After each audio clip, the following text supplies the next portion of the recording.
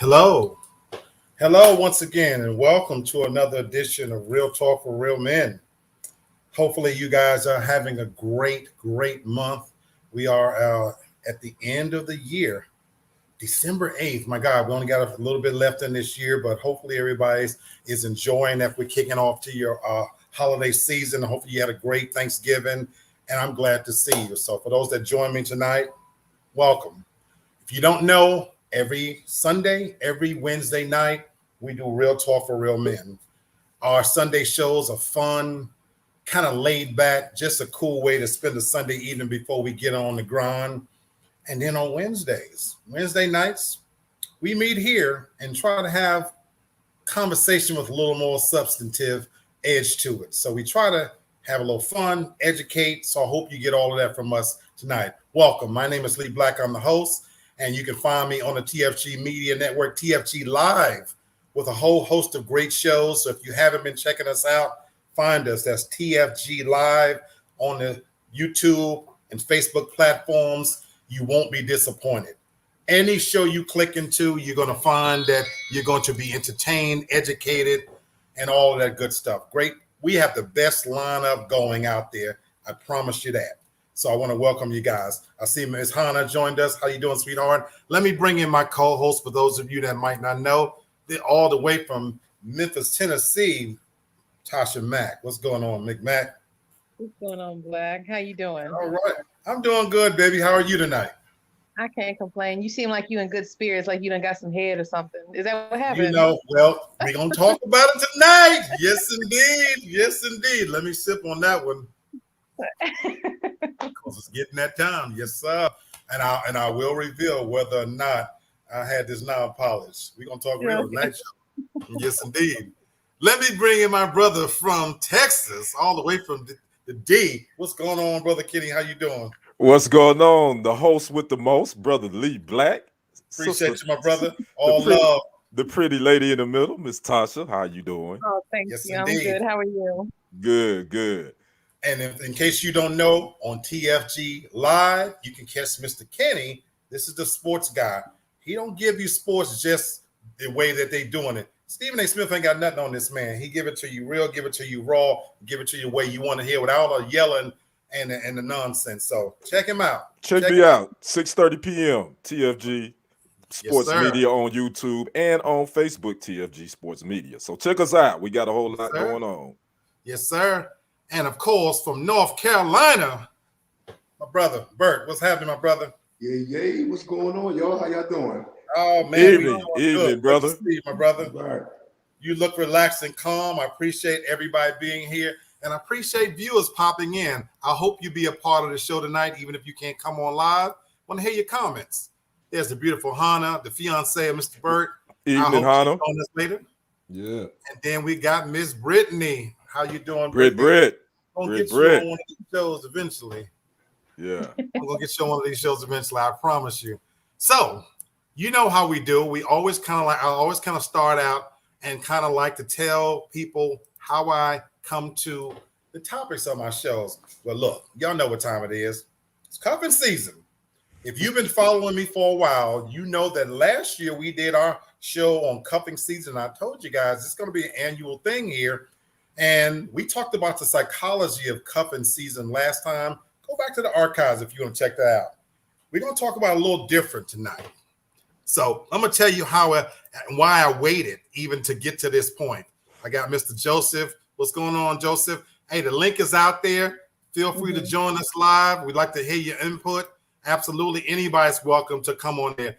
Hannah's doing the homework, but when you finish, sweetheart, keep your ears open and join this conversation. I want to share something with you guys. Last Saturday, how I came to cuffing season. And I went out to run a couple of little errands, and I came back and I was feeling a special level of melancholy, and Tasha talked me off of a cliff. We talked for close to 2 hours, right, Tasha? Mm-hmm. Yeah. You know, because let me paint a scene for you. I went out, ran a couple of errands, had a dog weekend, intention was gonna be back in just maybe 30, 40 minutes. I was gone for a couple of 3 hours maybe. I was riding and I went to different parts of, Atlanta, and the leaves were falling, and it was a quiet Saturday, and it was kind of cool that day. It was the first time here in Atlanta when I really saw fall happening. I actually was driving around. It was beautiful. And I was listening to 104.1. Shout out to 104.1 here in Atlanta. And it's an old school R&B station. And they were playing songs like These Are the Times, from what's the name of the group that's singing? I think it's the name of the group. Cisco and them, Drew Hill. So they're playing all the old school R&B stuff. And I wondered if anybody ever feel this. I was feeling a special level of melancholy where on the one hand, you're happy, but at the same time, your brain is taking you back to a place when things were so simple and different. And all these songs was dredging up all these memories about when my brothers was alive and when I was living the best time of my life in Memphis. I was at the height of my powers, as I talk about. Have any of you guys ever felt that feeling, that melancholy feeling? Yes, sir. I can totally relate to you, Black. I go through that. I think probably I've gone through that a whole lot more here, probably the last year than I have in my lifetime. I mean, but I do go through those moments of melancholy, and especially with a certain song or music, because music is definitely a big part of most of our lives. Powerful. I know it is of mine, but then it's just certain songs that are just triggered. You could be just doing fine, and then you hear that certain song, and it takes you back to a certain place. It takes you to a certain relationship, and all those things. Thinking about because there's certain songs that I will change the station.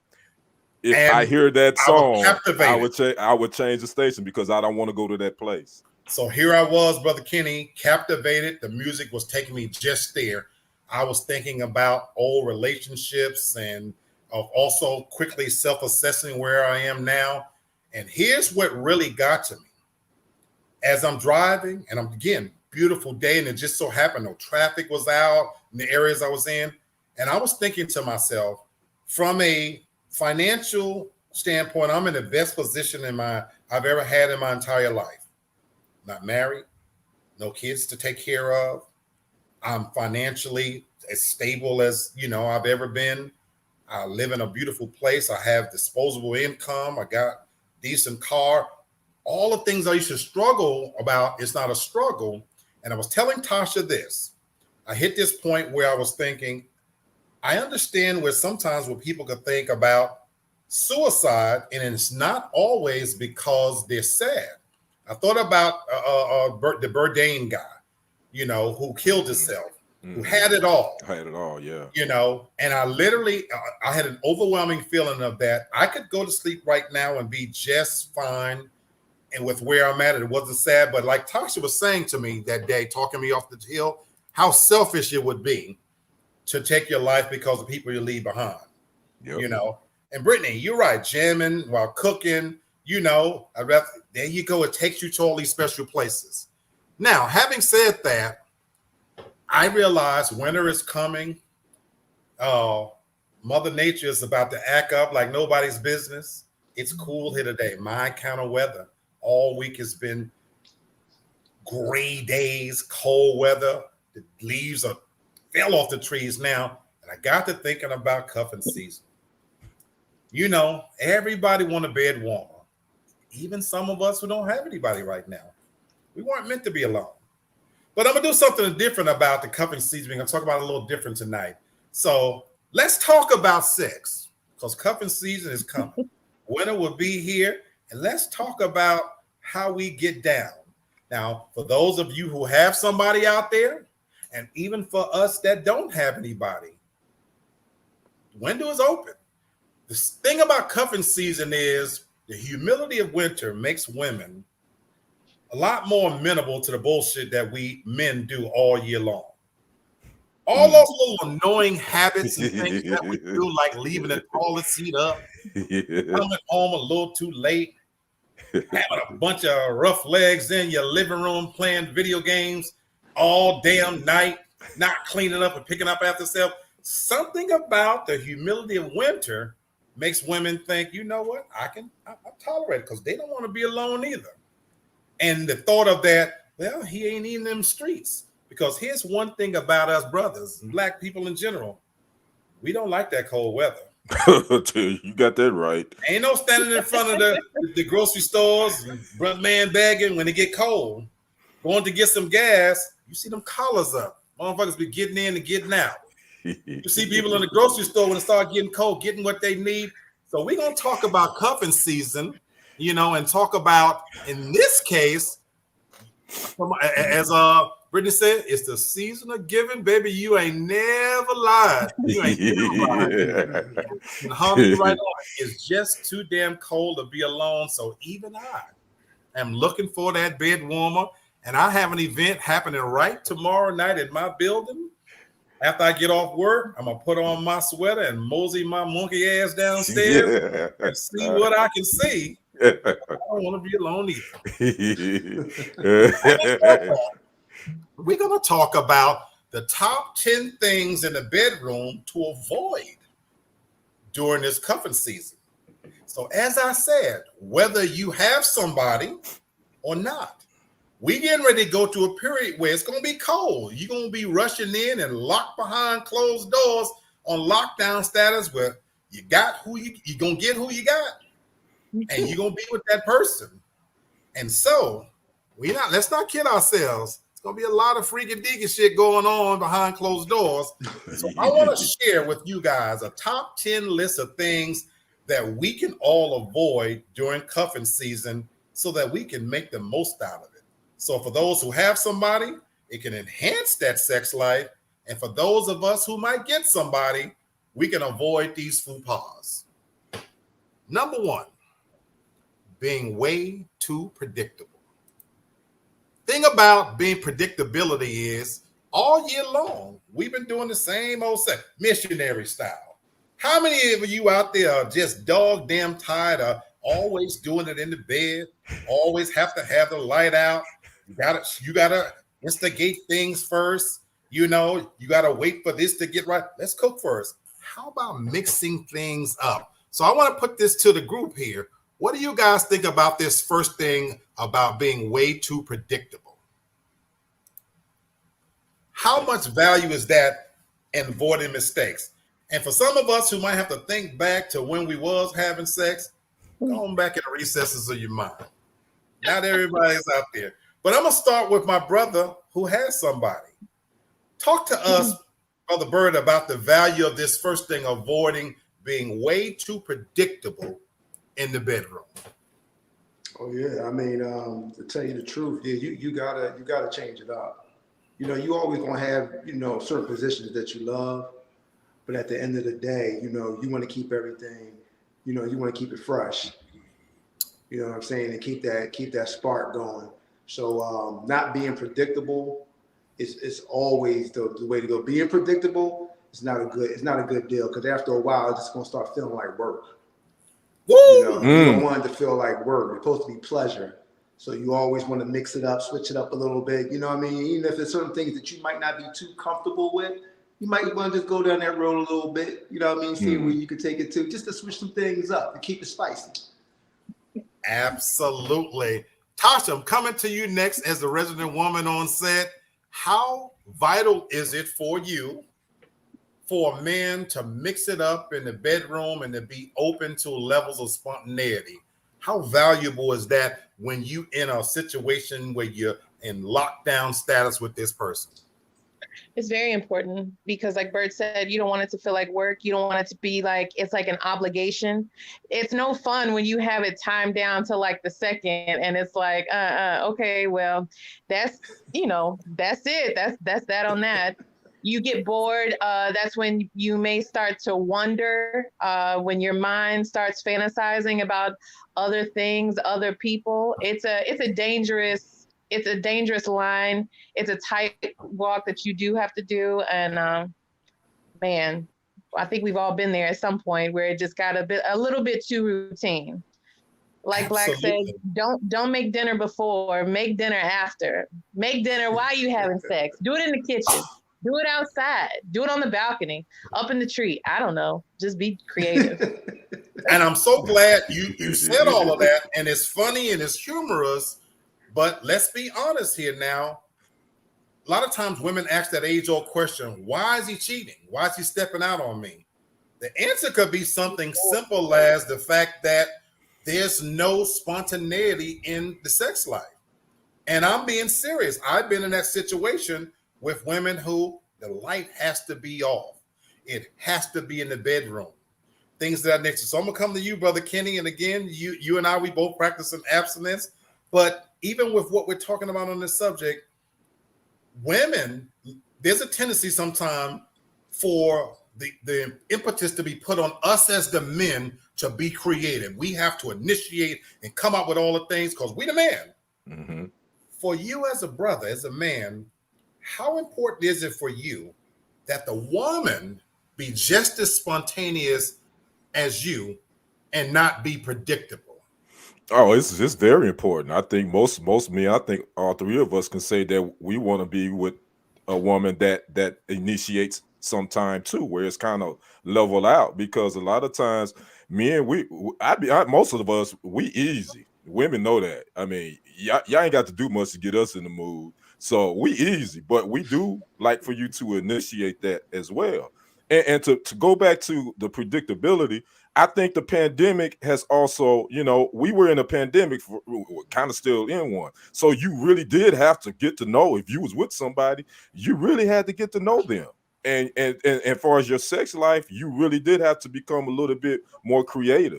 And being creative means communicating and taking risk. And I'm not saying doing nothing like, not crazy risk, something that'll put you in the hospital, but be a little risky, know each other, like, yo, baby, I was thinking, I was like, I had this idea. Let's try this tonight. Anyway, I be having a wild imagination anyway. So if I had somebody, no telling what the hell we'd be doing right now. But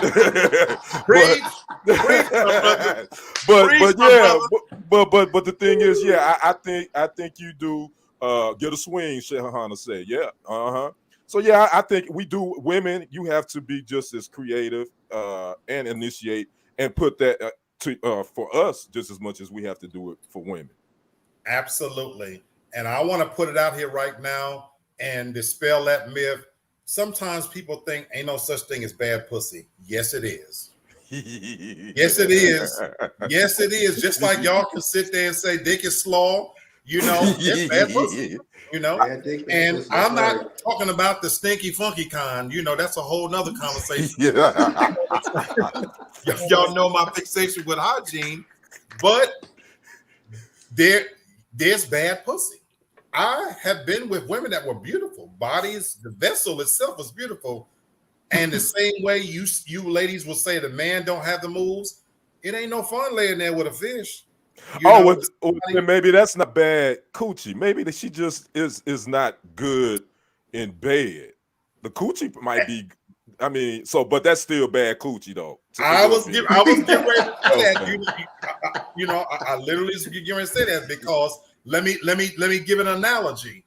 If I sold you a 2022 BMW and it had no motor in it, what good is it? Okay. It looks beautiful. I mean, you know what I'm saying? If it's a beautiful shell, but ain't no motor in that thing, you know what I'm saying? So I get what you're saying. You're right, but that's my point. That coming to the table just because you're physically attractive is not enough. It is not enough. I have a little saying I've been saying for a long time. White, black, Asian, yellow, we all black when them lights go out. Race goes out the window. I don't give a damn about what quality horsehair you got in your. That's why for me, your hair and how much you spend on your nails. When it get down to the get down, is there a motor in that thing? That's what I want to know about. Say, Black, look at Brittany. You see, this is the problem we have. This is the gender wars. Read what she just said. Brittany says if she's just laying there, more than likely she's bored. That's on y'all. Thank you for saying that. And which brings me to my number 2. Brittany, you got to come on the show, sweetheart, because you be feeding right. I don't agree with that, Black. No, and that's why we're going to address it. We're going to address it right with number 2, always expecting the other to initiate. So why? Why, ladies, is the onus and responsibility on the man to make the sex exciting, interesting, and great? Somebody, please, come on, speak on this, please. Yeah, come somebody. Tasha, you're going to have to speak on this one. I want to hear what you got to say. I think it's a couple of things. I think the main reason why, for women, why a lot of women may not initiate or why they may be hesitant could be because they don't want to be rejected just in that moment. You know, women, we're not built for rejection like men are. And so maybe she does want it more than him, and she just don't want him just to be like, no, get off me. I'm cool right now. I'm good on that. Or it just could be, we're just used to the men initiating it and wanting it. And a lot of times with women, I would probably argue that with most women, the first time that they had sex, it was the guy's idea. So the guy initiated it, and that may be just the pattern that they're falling into and that they're used to. I think it just may be just a habit. I'm not saying it's right. Answer. I love your answer. And in theory, I don't disagree with nothing you said. Right. I'm about to put you on the spot, McMac. Okay. I'm about to put you on the spot right now, McMac, because Brittany talk about, you know, if you lay in there, if you want us to initiate that, it's on us that we got to excite you. Right. So Cat Williams said this a long time ago. Now the man in pussydom done looked at a balled up stomach and said, I still don't want that pussy. Let me ask you a question. It's we gonna be 2022. You telling me, have you been rejected for sex? I've never been rejected for sex. No, I'm not. You know, Question. I'm just saying it could be out there though. In theory, elephant can hang from a cliff with his tail tied to a daisy. No, let me argue come this. off, ain't no man turning that. No. Let me argue this. Sometimes, okay, let's say a man and woman are in a relationship, and he's decided that he may be getting his needs fulfilled elsewhere. He may be rejecting the woman that he's with in that moment because he don't even want her, because he don't even crave her. He wants somebody else. That can happen. I don't know why you act like it can't. But that's a whole different. It can happen, baby, that's a different topic though. No, that's not a different topic because the topic is. Yes, it is. You're trying to put 2 in 1. No, I'm not trying to put 2 in 1 because the question was, would a man reject a woman? That's what the point was a man rejecting a woman? Yes, it can happen. And for that, right. Not only can it happen, it does happen. It does happen. And we said about that in the last segment. Look, if I do the scratch and sniff test, I don't want your stinking pussy. If it's pregnant, then you're going to get rejected. Yeah, most definitely. But in all likelihood, and more cases than not, just because your titties sag a little bit, maybe your ass ain't as round as it used to be, maybe you got a little bit more stomach than you care. At the end of the day, though, a man ain't gonna turn you down for those reasons. Not really. What we're talking about here and answering her question, you know, the point she's making is, why is the responsibility on us? Because if she's just laying there, so you telling me that she has no input and getting in on the act and making this thing exciting as well, that I gotta come. But I've said this before. That's the unfairness of it, is that we got to spend all of our tricks, because if we don't, we walk around out here with a bad dick report. Because you right, Black. Let's start putting these women on blast, because if she laying there like a fish, you know what? Tell her get a monkey ass up out of there and start telling your friend, That was some old fishy pussy right there. Because But to your point, men aren't gonna do that. They're not gonna put her out because she's boring and she's laying there. They still gonna you ain't gonna unfuck her. Let's just be clear. You just may never do it again. Because here's the real deal about it. At the end of the day, men, we have to perform. Women, y'all can get the bare minimum. Men, we have to perform. Because if we don't, y'all not giving us no double back at all. It ain't happening. That's a wrap. Thank you. So if all the pressure's on the men, if you agreed upon this sexual transaction and you just laying there, I mean, what am I supposed to do? Hey, we made this transaction together. Come on now. Now I might not be what you like, but at the end of the day, come on, join me in this thing. What's going on? Tasha, you got 2 or 3. Tasha, I'm gonna come to you right next, Hannah. Tasha, you got 2 or 3 candidates out here right now that you won't give a second chance because of they perform. Am I lying? That's the truth. She know it. That's why she laughing. She know it.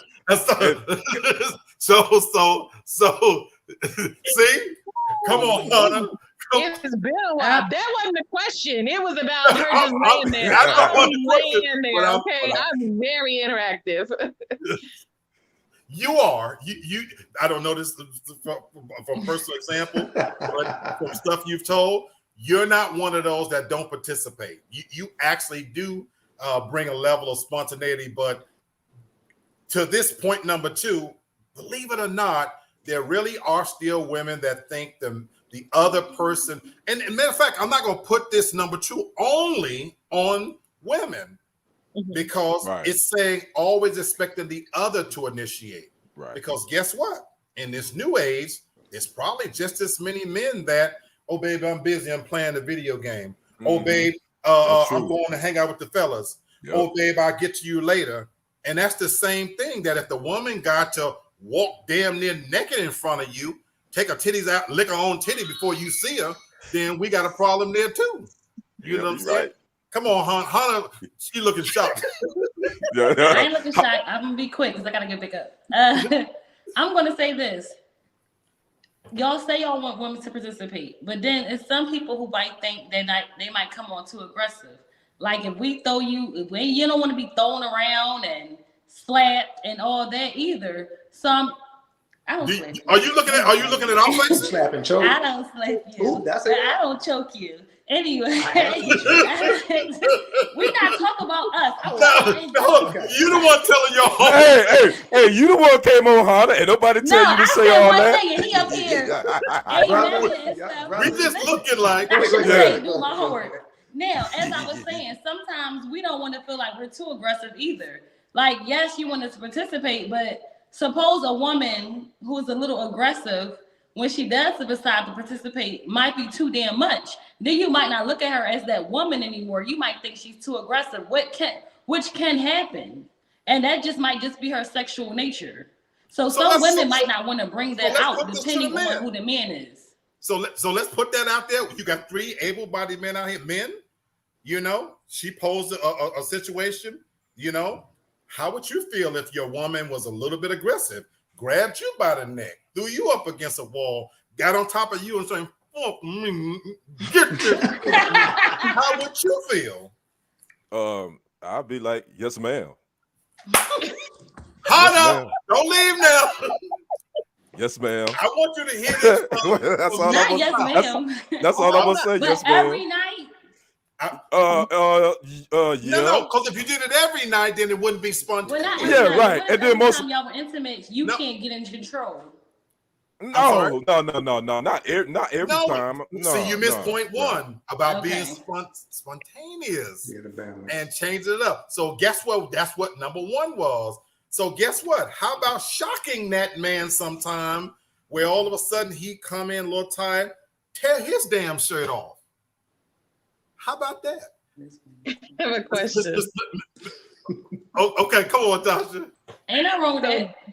There's this trend going around on TikTok, and one video specifically where this lady, she has the camera set up, and her and her boyfriend are about to do it, and so she's taking the lead. she lifts him up and puts him on the table. And he was like, hold on, like, I whoa, saw that. that's too I damn saw much. that video. That's I too saw that much. video. Yeah, So to the men, how I would you actually feel saw about that. that?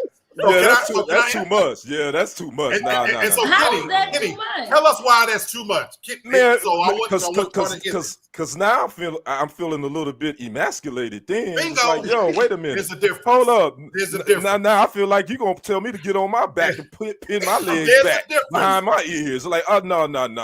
But what Lady. if that's what she wants to do? No, Not picking me up, huh? No, we're not gonna do that. Oh no. There's Hey, a brother, let difference me tell you between. something. We walked out of a restaurant one time, and I was in front of my dad and my people. She like, get on my back. She got me on her. I was on her back, and He she was carried us. pissed. I was pissed off to the mug. I was like, He yo, was joking. my dad was dying laughing. I was like, yo, I felt like.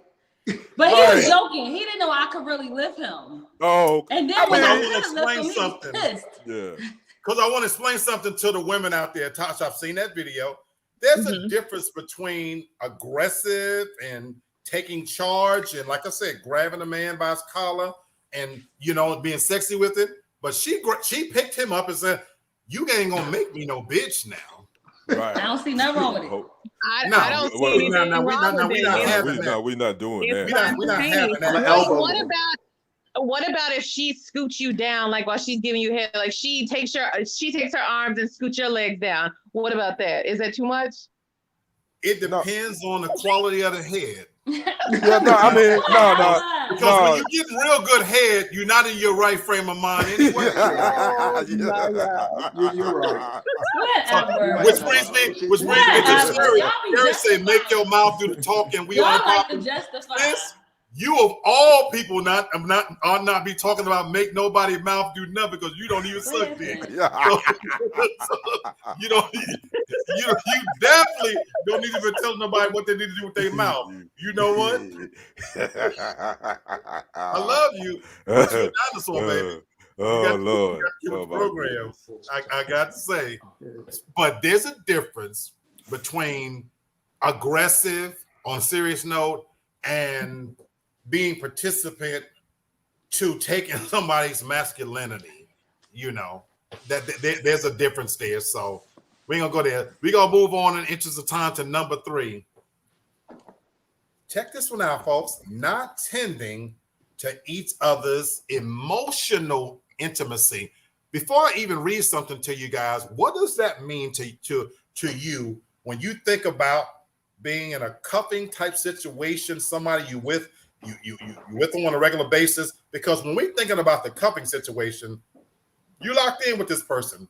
You might even at this stage not even be using a condom if you in a relationship, because this is when babies are made. Let's be honest now. Right. Ain't too much else to do. What does it mean to you when we're talking about tending to each other's emotional, intimate needs? What does that mean? Anybody? Whoa, man, that's a level. Like you say, in the cuffing season, a lot of it is based on cuffing is more of the physical intimacy, and sometimes the emotional intimacy takes a back seat. But if you're really in tune with this person, you really have to make sure that you really digging deep and taking care of them and listening to them and asking about emotionally how are they, how are you doing emotionally? Where's our connection? Are we connected? I want to make sure that I can read you and feel you when something is off with you. I want to be in that place where I can tell and I can come to you. Or if it's a man, if I'm feeling an emotional type of way, that I can feel like I can open up to my woman at that time, say, hey, I'm kind of feeling this certain way, and yada, yada, yada. And it's really just about being in tune and having a connection, man. That's at the end of the day when it comes to that. Absolutely. Beautifully said. Anybody want to add something to it before I read? Because this one I want to read in its entirety, because out of all of them, this is one of the most important ones to me. Anybody want to add anything before I read? I do want to say hit a home something. run. I mean, Please, we always call please. it that, they in your stream, they in your bloodstream, so you caring about every part of them, like you said, it's that spiritual connection that you have with that person. They don't have to tell you sometimes that something is wrong. You just can feel You just know something's just off, and you want to attend to their needs to make sure that they're good, and of course vice versa. But like Kenny said, you just got to be in tune with that person. Absolutely. Tasha? You had a comment? Well, I would say this would apply if it is going to be like a real relationship. But if we're speaking specifically to cuffing season, I don't consider that a real relationship. So to me, your emotional needs don't really matter. Mine don't either in that moment. It's just you're a placeholder and you're temporary. We know what this is, kind of deal.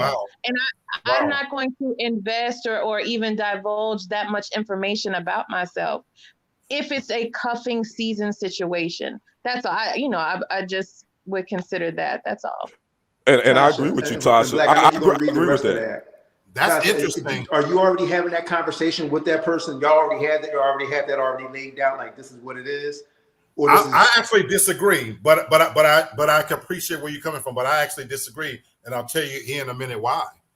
But and that's what makes this such an interesting topic for me. Brittany says, for example, some people want more sex when they're stressed. Some people don't want it at all. You have to know your partner emotionally. I agree with you 1,000%. And so to that point, Brittany, that matters to me whether we've crossed that point of being in a serious relationship or if it's just a cuffing season situation. Right. I live alone. And so if I'm lucky enough before Mother Nature takes us back to the time when you bitches get arrogant again. Yeah. And you coming over here on a regular basis and keeping my bed warm. I still want to have an emotional connection because I want to. And when I say bitches, I mean that with such affection.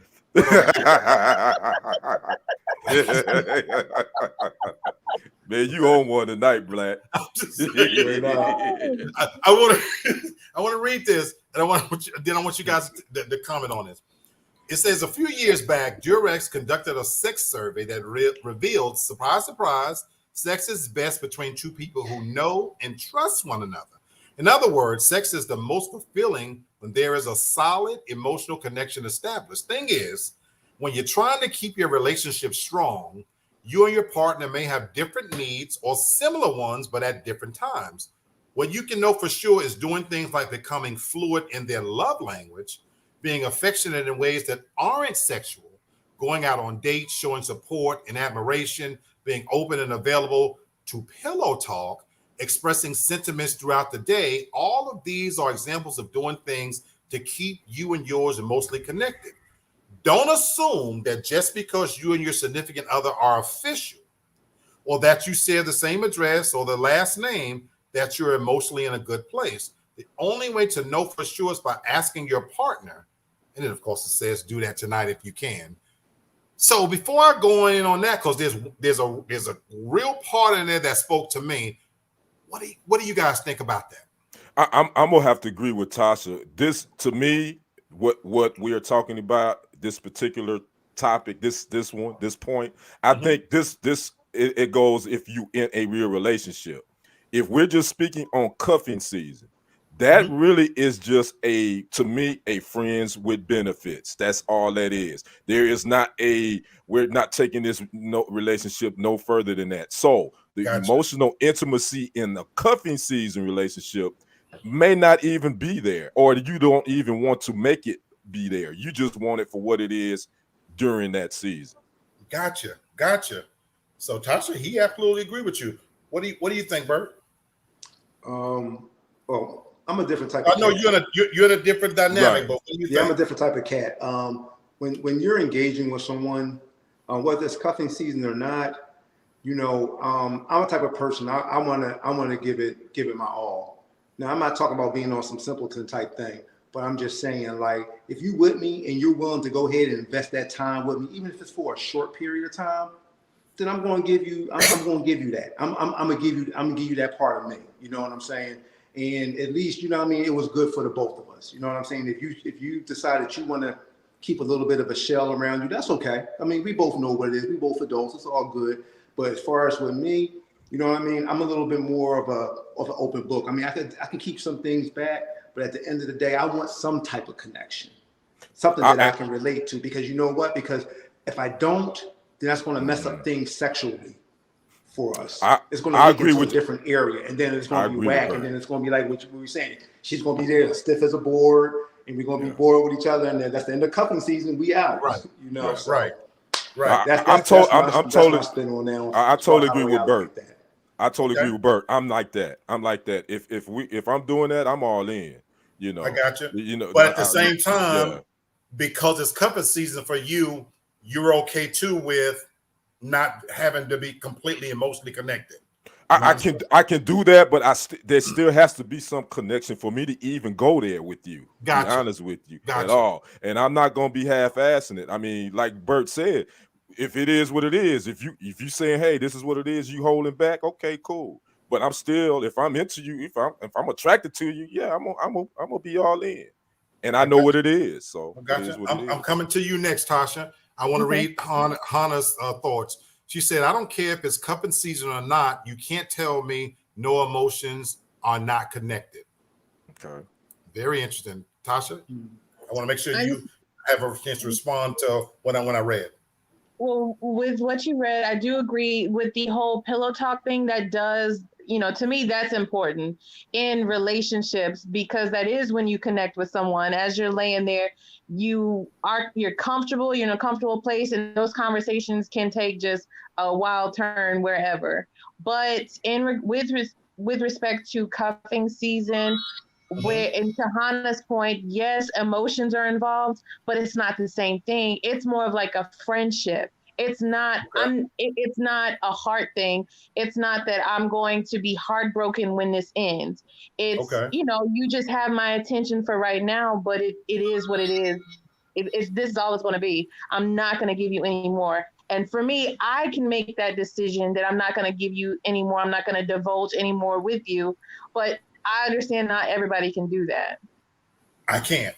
And that's where I was going to go. And that's the beauty of this, is that it's talking about knowing the person's love language, because opposites, in this case would not attract, because it's cuffing season. And so if for you, this is just, look, this is just friends with benefits. Don't even get attached. Don't even try to fall.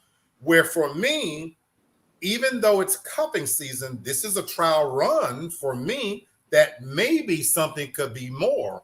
And the part you zeroed in on, the very part for me that spoke to me was just the pillow talk.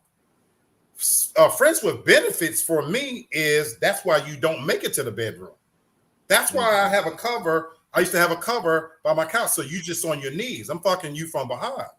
I don't even want to look at your face for that. In that matter, you're gonna give me some head, and then so you won't scuff your knees up. You can turn around, because I'm gonna get that pussy from behind. Because at that point, it's all about me. I want to see myself going in and out. I want to perform in the camera. But if it's cupping season and it's cold and you coming in from the outside, tracking in the weather, we're going to be on lockdown status. And especially if you make it to my bedroom and you're going to be laying on my pillow, got to be some kind of emotional attachment for me, because believe it or not, at this stage of my life, the physical part is not the all part for me. Look, full disclosure, I can't perform like I used to. I'm not lifting your big heavy legs up, carrying you all around. You know what I'm saying? You're gonna get one heavyweight bout like Bernie Mac said. You know what I'm saying? I'm fucking you all night, huffing and puffing and everything. My thing, let's have a good, nice session. Let's lay our monkey ass down, watch a good movie, have a good conversation.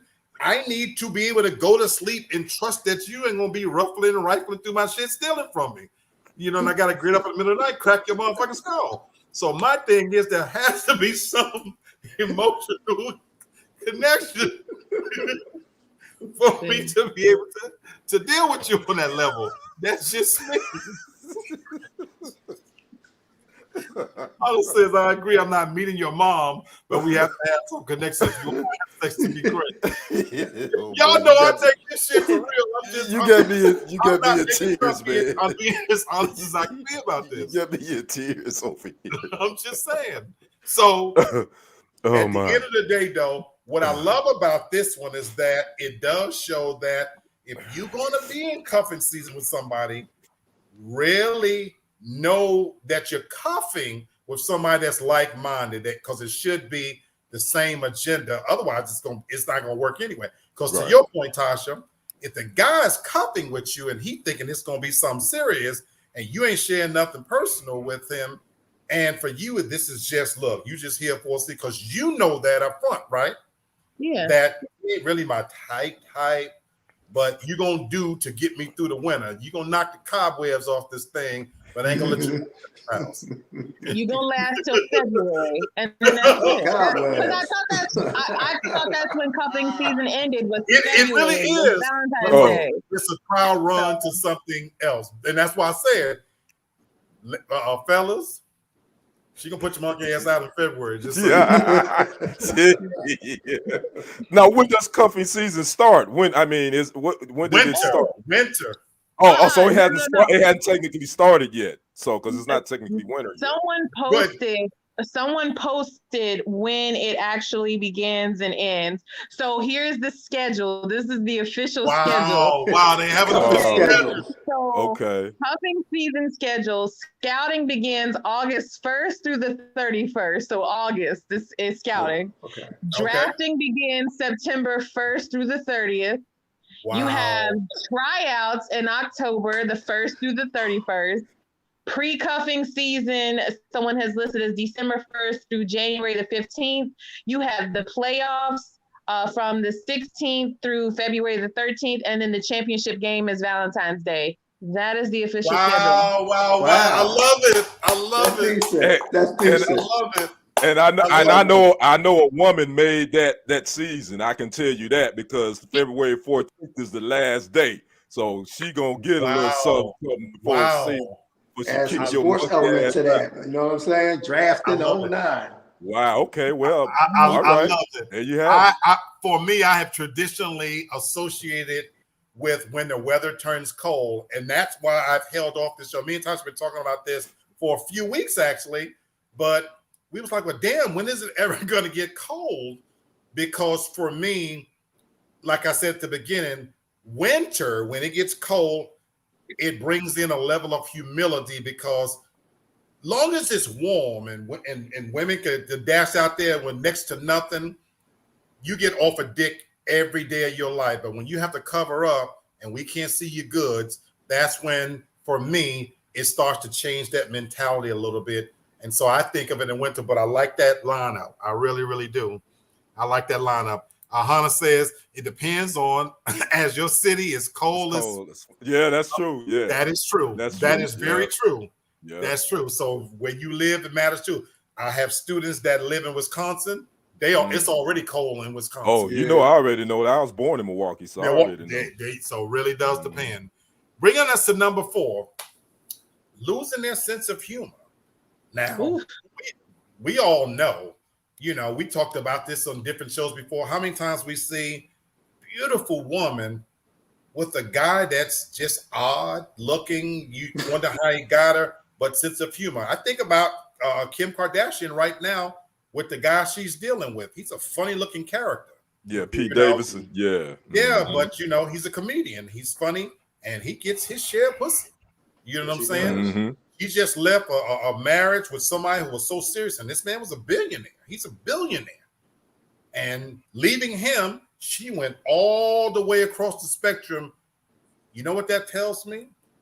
She'd been in such a serious situation for so long. She just want to have fun, laugh, and have somebody. Now, it doesn't hurt the fact that the rumor is that he carried a nice weapon. You know, that always helps from a woman's point of view, but he's funny. Yeah. So, you know, how important is a sense of humor for you, again, in this situation, folks? Well, that's major. That's major. Okay. Not goofy. Not goofy fun. Not goofy funny. That's so what's the difference, Tasha, between goofy and a sense of humor?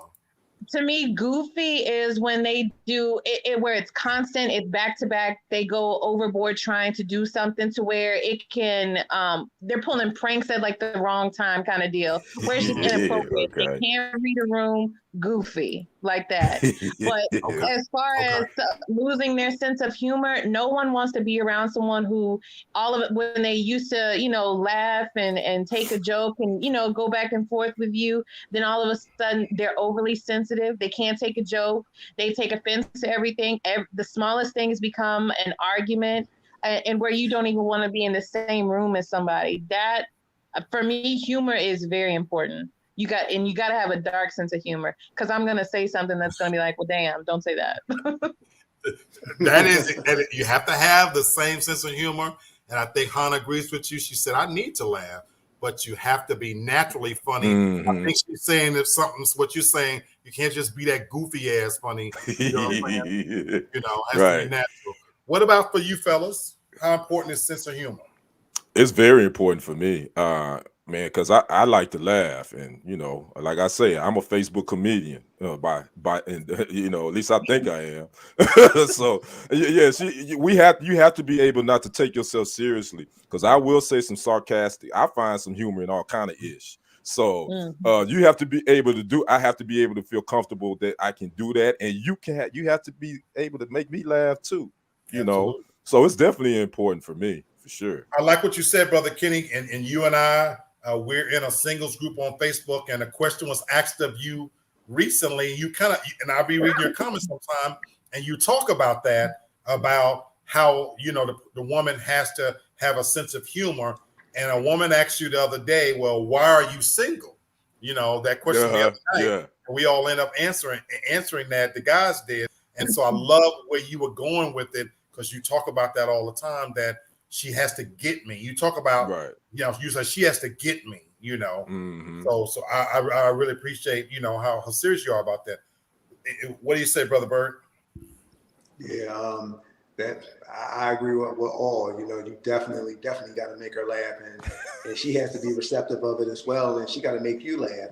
And I'm gonna tell you right now, being with Hannah, boy, you gotta have a sense of humor. If you hear how the way she crack on you, you have a sense of humor. We sit over here, we tell her you stink, I stink, whatever. We just go there. It's all fun. It's, right. You know, it's just break the mood up. You know what I mean? You know, it ain't nothing personal, nothing like that. So yeah, definitely, you gotta have a sense of humor in the game, man, because things will go stale quick. Can't be serious. I love that point you just made. If you can't laugh at yourself, we're not gonna make it.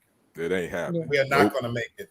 You know, you know, when I first moved here, I was dating an older lady. She had a little business here in Buckhead. I had just moved to Atlanta. I didn't even know what Buckhead really was at that point. You know, I kind of knew it was a ritzy area. And Tasha knows this. You know, I was working for ITT Tech at the time.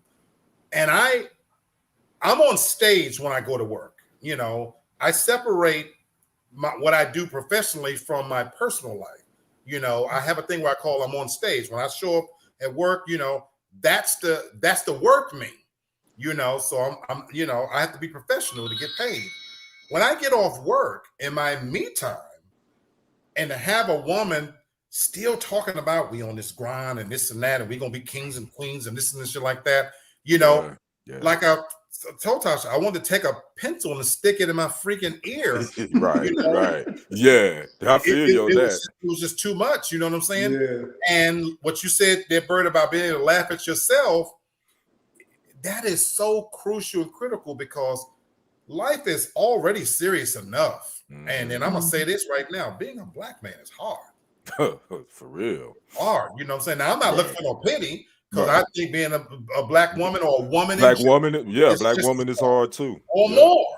You know, so I'm not taking that away from them, but and that's my point. That if we already have to struggle day to day to be who we are, you know, Tasha's a mixed race woman. You know, she get called everything but a child of God sometimes. You know what I'm saying? Because they can't figure out. And then just being a woman, somebody trying to take advantage of you, throwing dick in your face all the time. So when you get in closed up situation with somebody that's going to be in your personal space and they want to still be serious, what, you know, you can't do that. I got to be locked behind closed doors with you. For me, and Tasha, you said a dark sense of humor. Oh, I'm an opinionated SOB. I talk about everybody and everything. So if you can't get with that, we are not going to work. You know what I'm saying? I'm with you. This is so fun. Hannah says, you met my family, played the dozens around here. Absolutely. So you have to have thick skin. Mine too. Yep. You know? Absolutely. All right, let's move on to number 5. We're moving along here. This is a big one here. Being selfish sexually. And this is another way I got to ask you guys, what do you think of when you think in terms, because I'm going to read something about this one. In a cuffing situation, again, whether you're in a relationship or us who aren't, but when we are in one or in that situation, what does it mean when somebody is selfish sexually? Selfish But they're not worried sexually. about pleasing you at all. They don't care about anything about pleasing you. It is always their goal to finish, and most of the time they're gonna finish first and tell you, "Well, you should have caught up," something like that. And it's no fun. You know, you'll have one partner who's satisfied, and then you have the other one that's just, walking around here frustrated now, don't want to look at you, and then they got to go off somewhere and do it themselves. So. Well, I'll take that one a step further too. Hey, you know what? I can't even retort that. I can't. It can also be that we'll do it when I want to do it. Also, that could be another selfish way. Hey, listen, well, I don't care what you want to do. I'll do it whenever I feel like it. Or we'll just do it this way, or I just want this done that way, being like on some military type time. So, it could be selfish in that type of a manner too. Absolutely. I agree. Absolutely. Any you want to add something, Brother Kenny, before I read this? Because y'all gonna find this interesting when I read. The only thing I would add is that you don't listen to your partners what they like. That's can be selfish too. If your woman tells you, I like this a little bit more if you do it like this, then sometimes men say, well, shit, the other women they liked it the way I you know what I'm saying? So sometimes men we don't listen. Right. We don't listen. That's a different woman. That woman body is different. So you better pay attention, son, and listen. She trying to tell you. She giving you the keys. So that's sometimes what men do.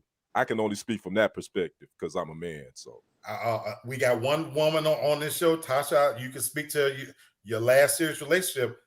If you're constantly telling somebody what don't work, and they're not making any tangible changes, it's selfish. We don't think about it that way, but it's completely selfish, And so I want to read something to you guys. You might find this funny. DJ Khaled and Tip Harris, T.I. I know. Okay, I think I know where to go here. These are the two men who immediately come to mind when I think of men who are sexually selfish. DJ Khaled, for that ridiculous thing he said a few years back about expecting oral sex but not giving it to his wife of all people. Right. Tip, not for what he does or doesn't do in his marriage. Tiny gives me an impression she's pretty held down in the bedroom department. But what he once said in a song with Justin Timberlake, I hate to have to cancel my vacation, so you can't deny I'm patient, but I ain't gonna try. You don't come, I ain't gonna lie. T.I. is a cutie pie, especially back in those days, but ain't nothing hot, sexy, or appealing about a man who only cares about his own pleasure. Unfortunately, this doesn't only happen over the radio airwaves. It's going down like this in bedrooms all over the world too. Maybe one day I'll pen an entire piece. I'm going to read that part. I'll just say that sex is so much better when both partners get off on their partner getting off. That's heavy. Orgasm so much as their significant others. That's heavy.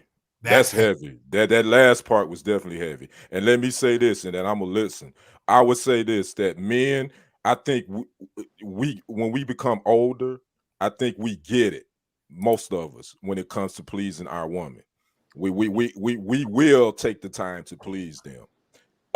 Most time older men. When I was in my 20s, man, hey, it is what it is. I'm going in and getting in, and hey, you better keep up.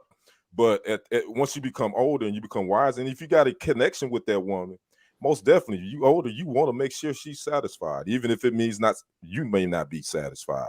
So I couldn't agree with you more. Yeah. And my sexual history It was a little bit like R. Kelly, except I didn't cross that line too far. But Hey, tread lightly, Black. Tread lightly, Freddie. that's why I'm Showers, explaining. no That's what I showers. said from the beginning. I didn't cross that line too Yeah, far. So okay. we're not talking about underage, but we keeping it honest. Nobody like young pussy like I like young pussy, and I like them young.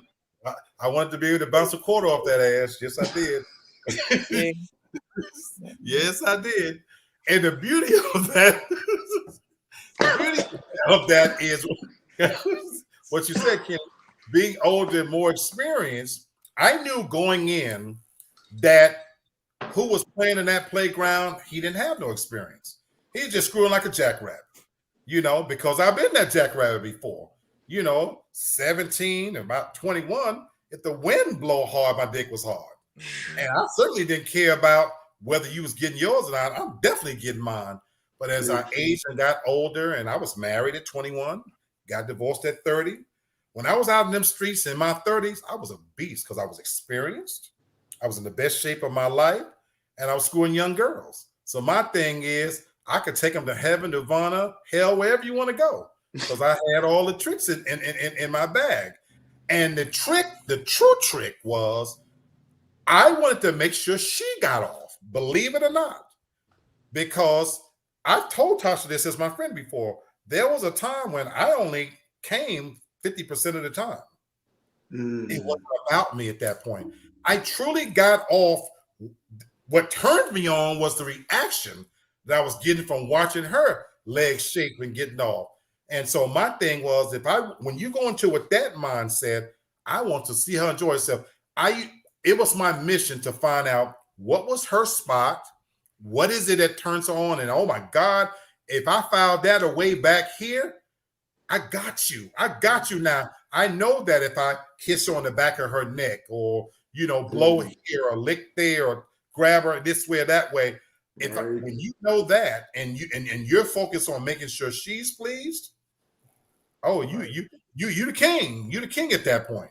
Right. Hold on. This is gonna sound so crazy, but wait a minute. I thought that's what we were all supposed to be doing. Is that not what we're supposed to be doing during sex? I'm not even kidding. Not everybody. In an ideal world, that is what we're supposed to be doing. But we all know that, if I'm going to be perfectly honest with you, and in relationships all over the world, it's very selfish bedrooms. And I like what that article talked about. There's men out here, Sherry, you ain't by yourself if you're still watching. There's men out here that don't eat pussy. Yeah. And I was always trying to find your erogenous zones. I'm sorry? I was always trying to find them zones. I was like you. That's how way I was. There you go. And Tasha, I'll put this to you, not that you know this part for sure, but just observing, especially this newer generation. Are you telling me, do you believe that what's happening in bedrooms around the world right now, that guys are coming to the bedroom thinking about, I want to make sure she's pleased? No, I know that, but I guess I just think about just from maybe it's just from when you start having sex, of how it's introduced to you and how it's taught to you of what you're supposed to be doing. But I always thought that's what we were all supposed to be doing. So, but see, what I told you. See, for my viewers out there who maybe watch this, I've always said about Tasha, I said she's like a guy. I've said that the very first time I ever met her, I said, Tasha, you're like a guy. Tasha's mentality thinks like a man. And listen to what she's saying, that I thought you're supposed to be pleasing the other person. And you, not only me, some of your other male friends have told you, no, baby, you ain't supposed to be doing all that. Because what we experience as men, remember we talked about how men, we have to give our all. Mm-hmm. You know what we experience as men most times? You get that woman who right out the back, she don't suck dick. And if she do it, she do it half-heartedly because she don't want you to know that she can do it really, really well. And so they ain't gonna ride the dick, they're gonna kind of pretend. So for a lot of us men out there, women don't give their 100%, like Kenny said earlier. They can give their C game and expect you to give your A game. Now, once you put, to me, that's why I put pussies in rotation, is because I might get that pussy this week, and 3 weeks later, now you sucking dick like a pro, and you know where you learn them tricks at. But I'm already knowing you was a nasty, filthy, no good hoe when I met you, but you just want to show all your tricks, you know. And so my thing is, it should be that way, but a lot of women like to hold back, you know. Yeah. Yeah. I can say it's I have a well, I had someone that I was dealing with that she don't have any toys. She said she don't want any. She said that she want the man to do that for her. And I respect that. But she's a dinosaur, because I'm like, hell, damn near every woman I know, hell, they got a rose or they got something, you know. But she's like, nah, that ain't my thing. If you have a hand, you always have a toy. That's all you need. She don't even she don't. She's I get you, but she's like, nah, I don't need. She said she don't do that. For me, I don't care if you're a hand, as long as you don't play in it too much. You know what I'm saying? If you're gonna make a cake, make the damn batter and put it in the oven. But if you're gonna keep stirring and stirring and stirring and stirring and stirring in that damn cake, you know, your eyelashes dripping in it, your snot dripping in it. Stop playing your cake. I know women who play in their damn cake so much until it's just a sloppy, nasty mess. So wait a minute, wait, my chest. Hold on, time out. Can we take a time out? So for me, have your rose, have your hand, play that thing and move on. But damn, every day, by the time I get there, your walls all wallowed out and shit because the rose been off in there doing this thing. You know, you want me to come fill you up, and you've been getting your whole fist in your pussy. Come on, baby, what you expect? Man, I'm big dog. Come on, bro. You know, moderation. Here we go. Oh my goodness, yo. Oh my goodness. Here we go. Black, you off the chain, bro. I'm just saying. You know, here's another good one. You know, that can enhance your cuffing season. Slipping, this is what you don't want to do. Slipping on the body maintenance. And this was spoke to me in a different way. What do you guys think we're talking about when we talk about slipping on the body maintenance? The two things that come to my mind is number one is hygiene, and just number one is your appearance. You don't give a crap. You know, you wearing granny draws and got dog bonnets, toe up t-shirts. I'm just speaking on the women and the men. You ain't keeping your hair cut. You ain't bathing regularly. You wearing some old raggedy boxers.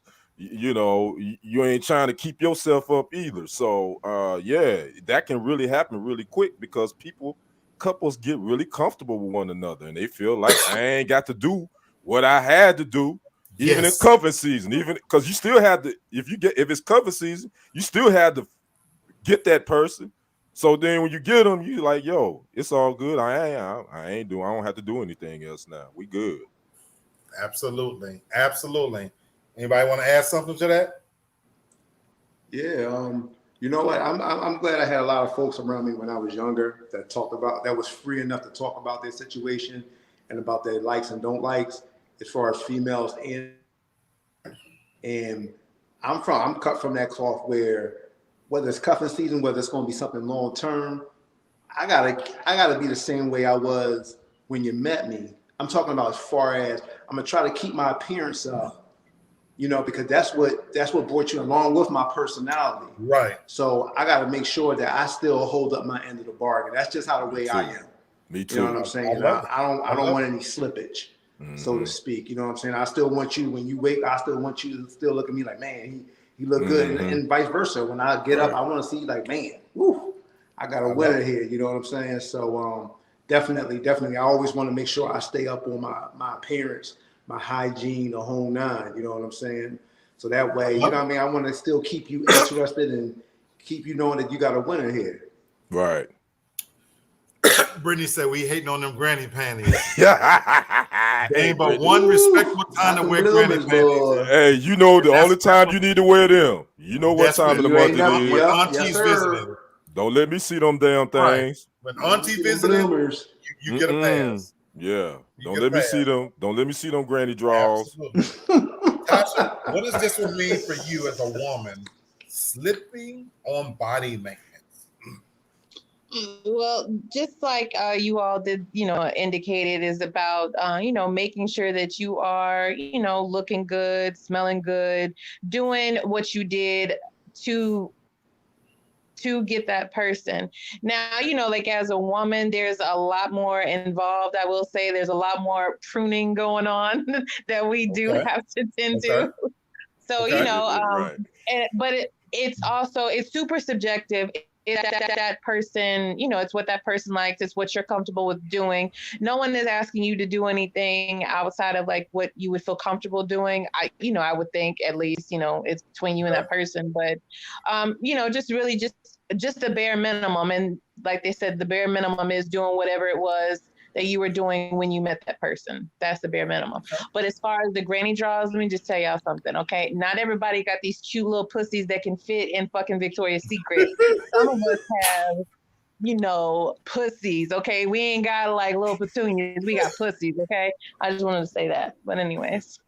Hey, but we like for y'all to try to make them fit in Victoria's Secrets anyway. That's Ain't nothing right. wrong with. You can I still like to make it see look them sexy. doggone. I like to see them things up y'all booties, up your butts. That I'll That even should be settle. uncomfortable. I'll even settle for boy shorts.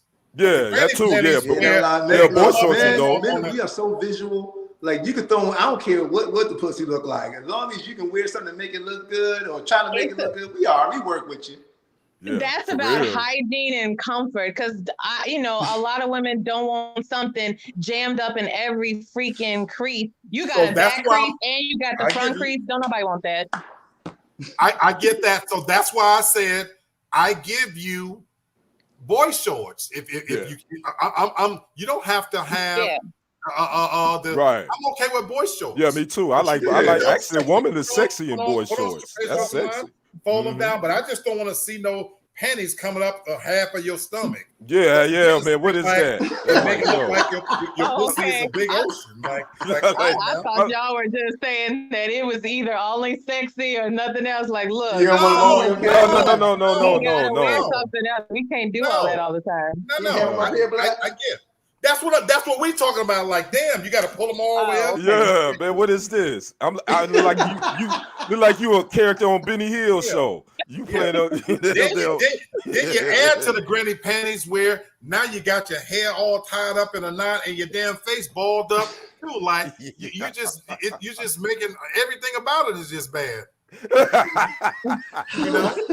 I gotta look at you walk out and you looking like your face looking like a goddamn fist. I mean, give me something. You know what I'm saying? So no. But Lord have mercy. The slippage on the body maintenance, when I think about this one though, is where you meet that person at, and especially when we're talking about cuffing season. Look, I ain't got no six pack. I ain't gonna never have no six pack. Now, when they start making robot bodies for men and they can take my brain and put it in a body, then maybe I'll transfer over, the year, 2076 or some shit. But right now in 2022, this is what you're gonna get. You know what I'm saying?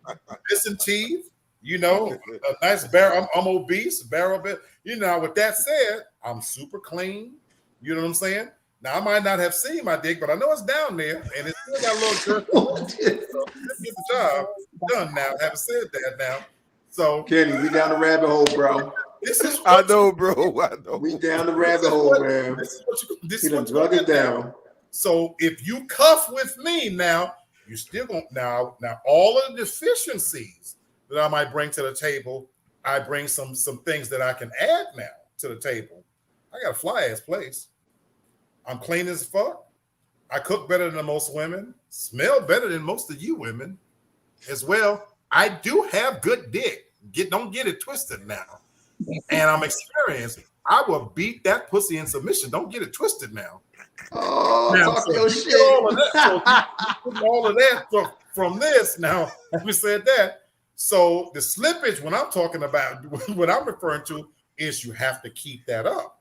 And one thing I guarantee you is I'm not going to have you over here if I can't hold my end up. Tasha, I talk about this all the time. That's why what I'm looking for is a situation I'm amenable to a long distance relationship. I no longer can carry out those duties on a day-to-day. If you think you don't get fucked 3 or 4 times a week, then I just ain't for you. Need to get you a man on the side. You know?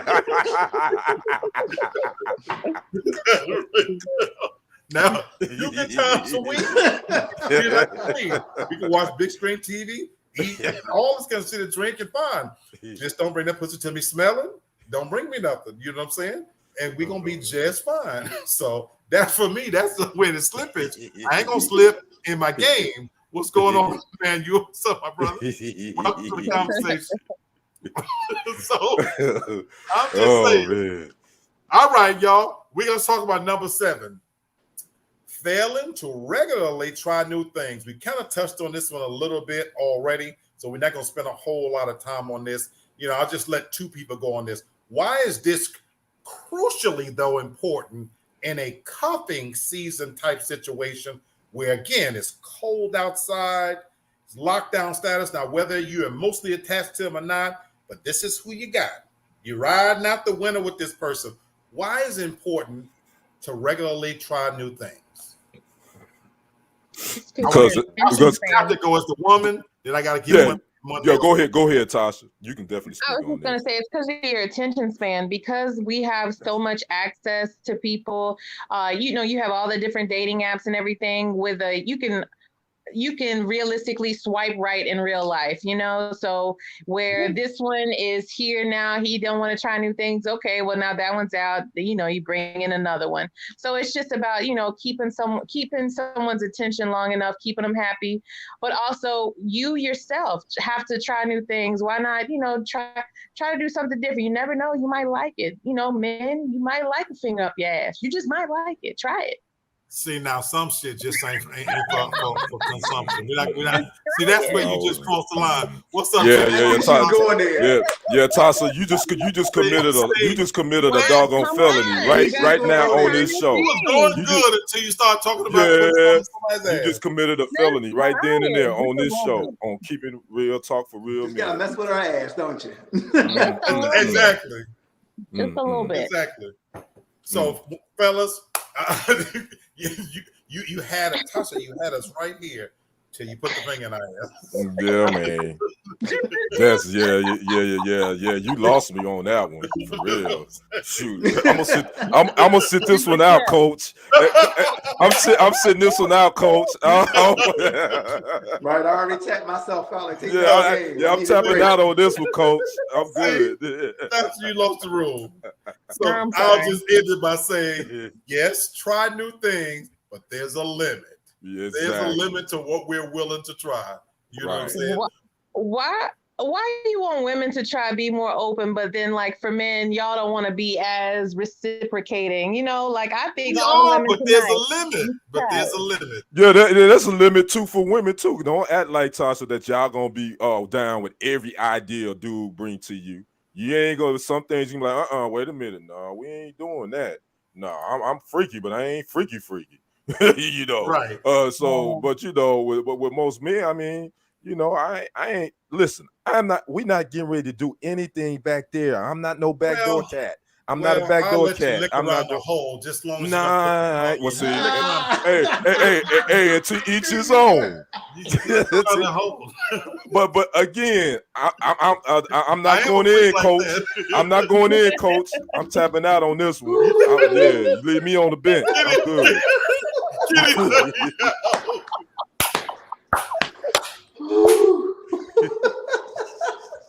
Kitty say, oh man! Kitty say, yeah, completely. Yo, to see Kitty, to see Black, and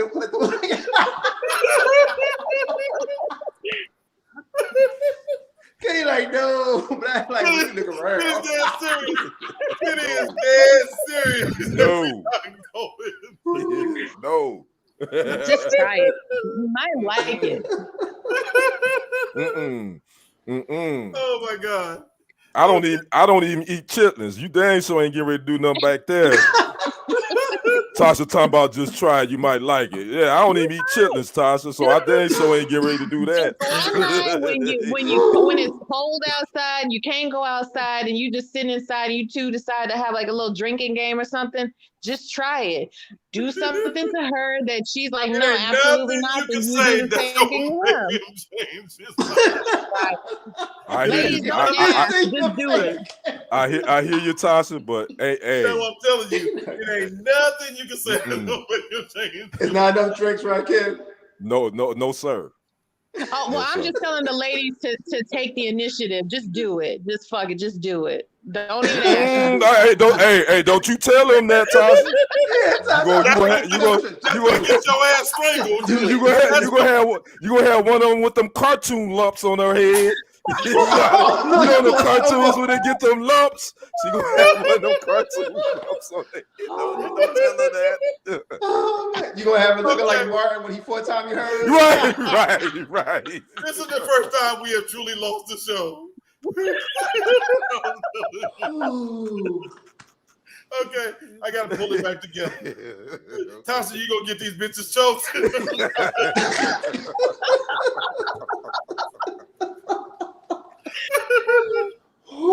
Okay, let's move on to number 8. All right, having sex with an agenda in mind. Yeah, exactly. To my point. Exactly.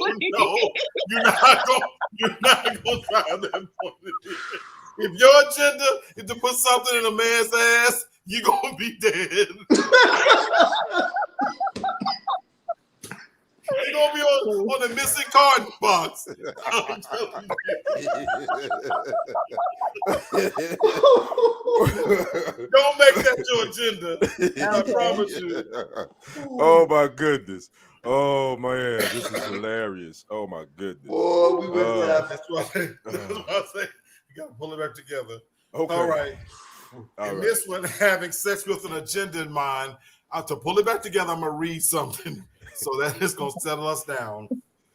Oh man. When you say agenda, sometimes it can be such a dirty word. In the area of sex, I hate it because there are far too many people who make the grave mistake of only engaging in copulation if they are able to get something out of it. And I don't just mean orgasms and intimacy. Sex is not supposed to be an applied tool of manipulation. It shouldn't be used to get your partner to do or not do something. It shouldn't be used as a way to deflect an issue. You've misspent money and you rather own it, apologize. It shouldn't be used, period. If the only time sex really interests you is when you want to get it or get something out of it, you're definitely having sex with an agenda. You're making a huge mistake because you're sending the message that sex is more about control than love. That kind of mentality is something sooner or later you will live to regret. Wow. What do you guys think about that? That's deep and it's really true. And I know the women, y'all might be mad at me for what I'm about to say, but I think this is a lot of women use sex as a power control all the time. To get something out of it for them. They say, well, if you do this, I give you some. And us silly men, we simps, we'll do it. This one is more now than ever because the roles have changed. I know, especially here in Atlanta, I talk about this all the time. We're not in control anymore. We don't pick and choose. Women pick and choose. And so they're using this as a means of control to the point where whether it's money or a car or what you can do for me, this is where we're at now. Exactly. You know, but this isn't old. Let's go and be honest. This isn't old. This has been going on since the beginning of and that's where I was going with beings. This. Yeah, and that's where I was going with this. This is happening in general society. So you definitely don't want this to be the situation if you're in a cuffing situation. You know what I'm saying? If in order for me to come stay with you through the winter season, a cuffing season, I got to do this and that. Shame on me, first of all, for allowing myself to be in that situation. But even that, to me, even for the person manipulating it, you can't be happy with that. Right. You know, because it's not genuine. Right. And the moment the tit for tat or the it is not there, what do you have? And if you're in a lockdown status with this person, they're coming over on a regular basis. So if you pay my bill, you know, well, you can stay, you know, if you go pay all the bills or blah, blah, blah, you're setting yourself up, in my opinion, for a situation where I'm going to speak to my best friend on this, Tasha. She doesn't let men pay her bills. They want to. And Tasha, I want you to explain why. There's many situations she's been in where the guy would like, you know, give me a key. You know what? I'll pay these bills. And Tasha, explain why for you that's not going to work. Because to me, that is a form of control, where men will say that women will use sex. To me, men will use money. And for me, if you start paying bills in my house, you're going to think that you have a say about what goes on here. And then from there, it's just a slippery slope. So no, you can't have a key here. No, you can't pay my bills. No, you can't just show up unexpected. It's still, it's my place. I want to have control over who comes and goes and what happens. But I know for me, I have control issues like that because I want to have like the supreme saying over here. And you know, I'm trying to work on that, but still, but for this topic specifically, having sex with an agenda in mind, like you said, for this generation, it's likened to prostitution because you're trading goods and services. To me, that's what it is. I absolutely agree. I absolutely agree. And then Tasha, I'll give you the flip side of that. As a man who's been living as a bachelor for a long time, you know this about me. If you want to give me a gift, give me liquor. Tasha knows this about me. My birthdays, holidays, I just had a housewarming. The best thing you can give me, a candle or a gift or something like that. But I have historically not accepted, don't buy me a TV, don't buy me this, that, because I never wanted to be in a position where if we don't work out or I don't do something, you can say, well, I'm going to take that TV back. Bitch, you can't take nothing. You can't take a picture off the wall here. Right. Now, if you bought me some liquor that's been drinking and I'm going to piss that out, I can hit you on your head with a bottle and send you on your way, but you ain't going to take nothing out of here.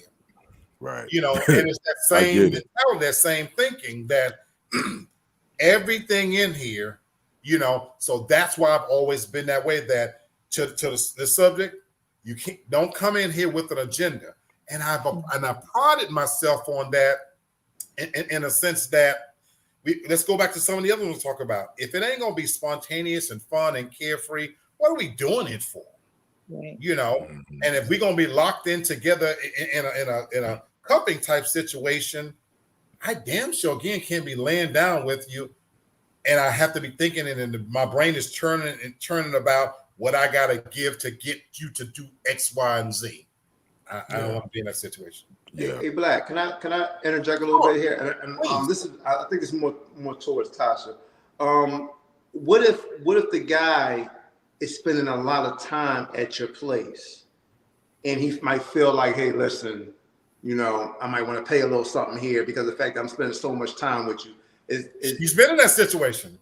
Oh, you have been? Okay. And before she answers, as her best friend, I've been the one saying, let that nigga pay some bills, make him buy some groceries and this and that. Because as a friend, I'm like, I don't want to see her taken advantage of. Right. Because she's had situations where the guy's there all the time, and she is a beautiful place. Place is immaculate. So that's the thing that I'm thinking that, wait a minute, he's showing up, she cooks. Her hygiene and housekeeping is immaculate. She keeps fucking liquor like a dude, y'all. You understand what I'm saying? She has plenty of food. This is not open up the refrigerator and the shit is empty. She buys what she knows he likes to drink. So me as a friend is like, Tasha, make that nigga pay some bills. You know what I'm saying? So she would have to explain why she don't. She just said, but go ahead, Tasha.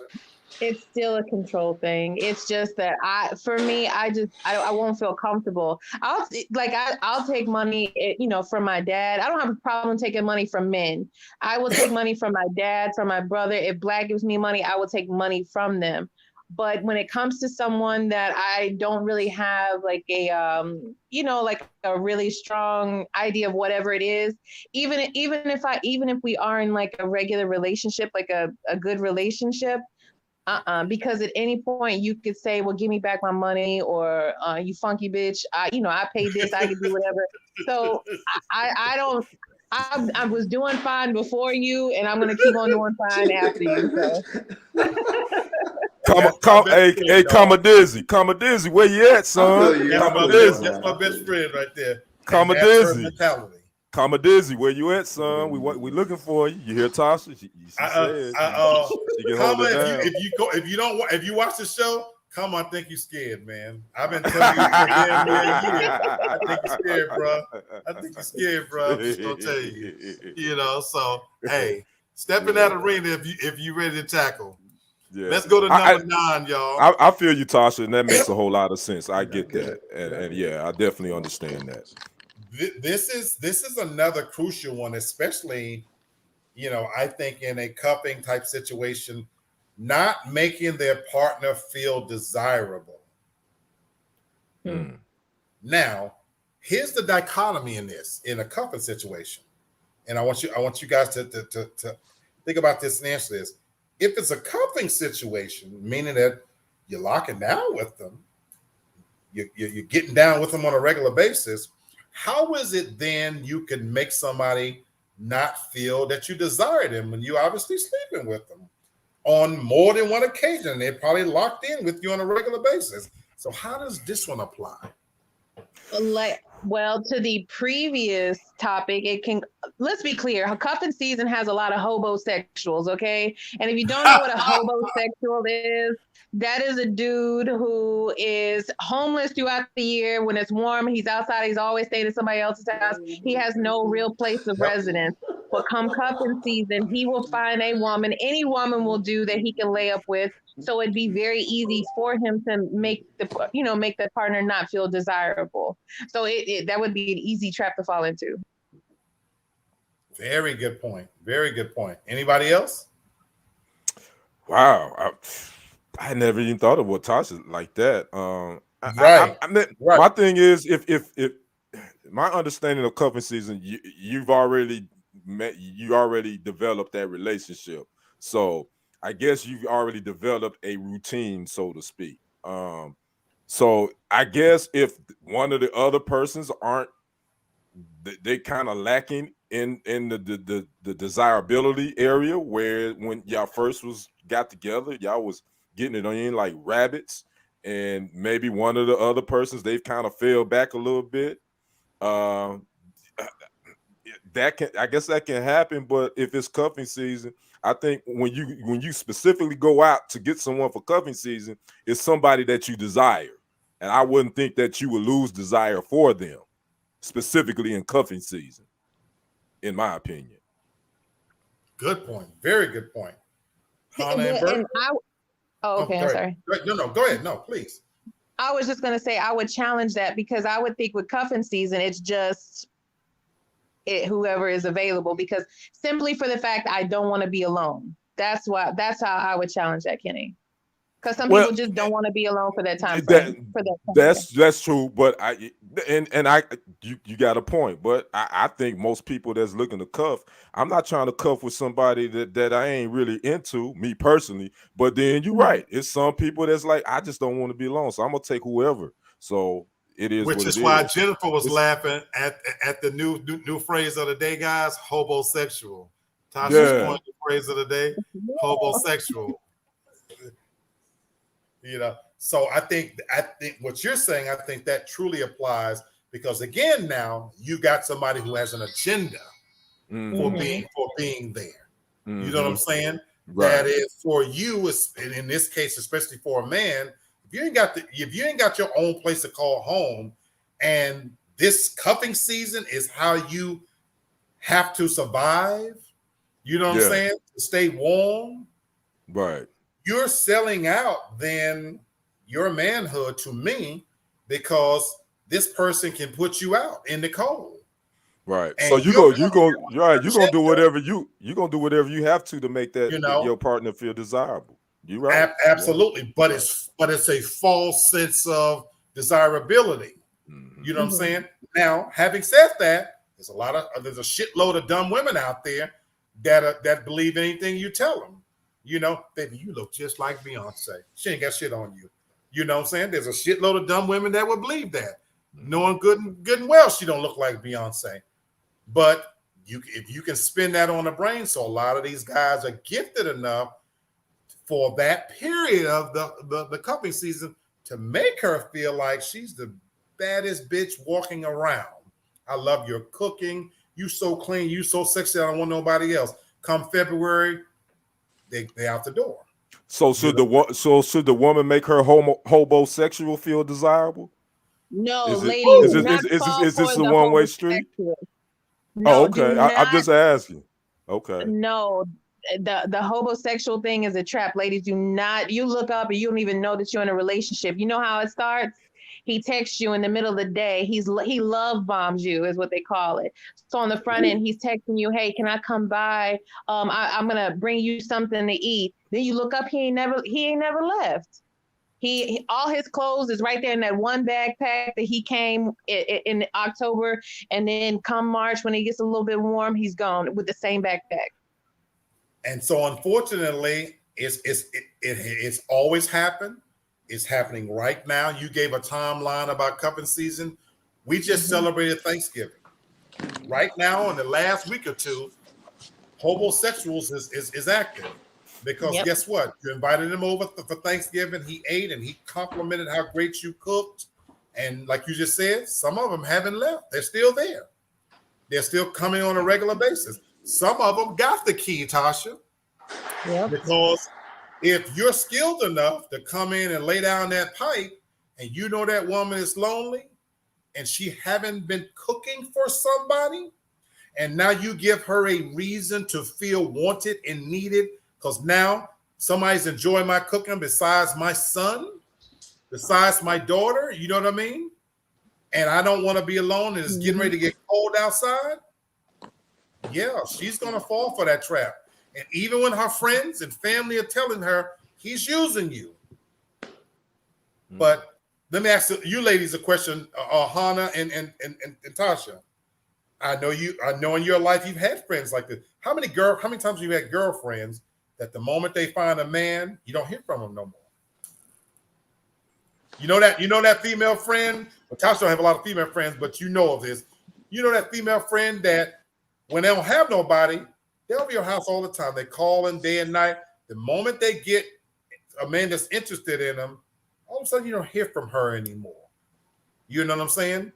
And so I've lost good friends, good female friends, that when they get dickmatized, they get a little bit of dick, and all of a sudden, you know, they can't go and do and be friends anymore. It happens, and it's going to continue to happen. You know what I'm saying? I can honestly say my friends actually have never been like that. Like they've been in all of my friends actually in relationships minus one, and it's never been we can't do anything, we can't hang out or anything because of a relationship. Now, it has been times when you're in a relationship, you might have to go. That's understandable. But it's never been we can't do anything because you're in a relationship, which is shocking. But I mean, I guess it's the circle I hang with. I'm glad you said it's shocking. We're not going to go down this rabbit hole, but I'm going to say this because I tell women this all the time. And I want the fellas to chime in on this. In my personal opinion, that's all it is.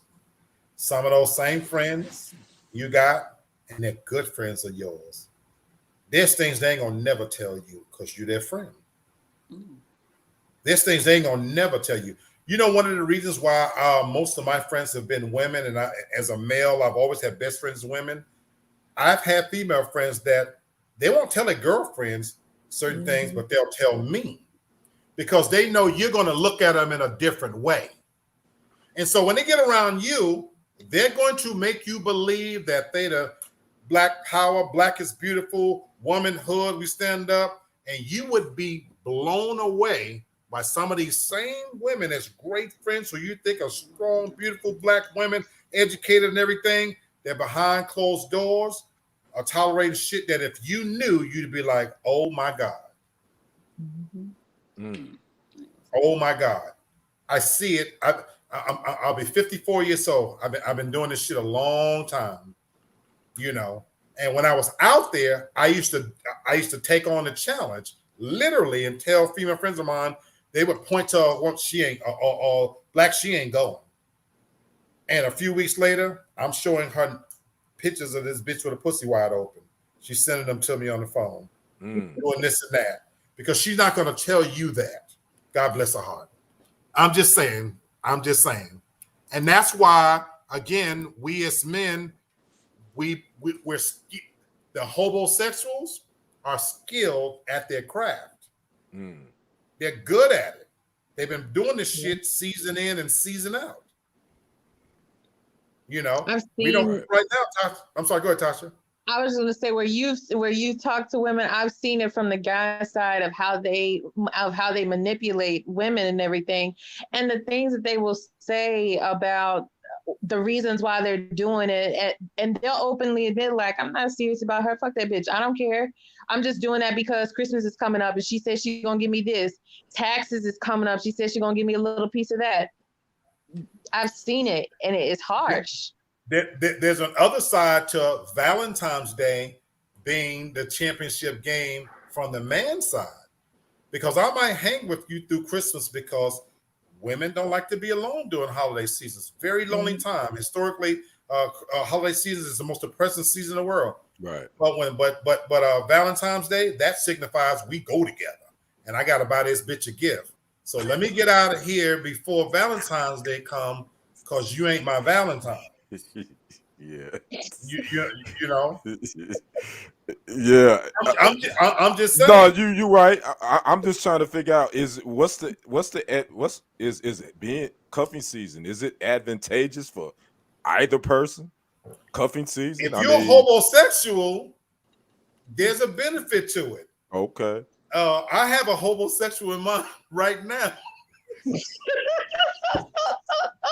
What do you Like, get up, please. I know a homosexual right now. Bless his heart. I don't understand why a man would want to have his own place. Why, as a grown-ass man, you would want to have a place you call home to say, I'm the king of my castle. I know there's somebody in my head right now that decent-looking brother, physically fit.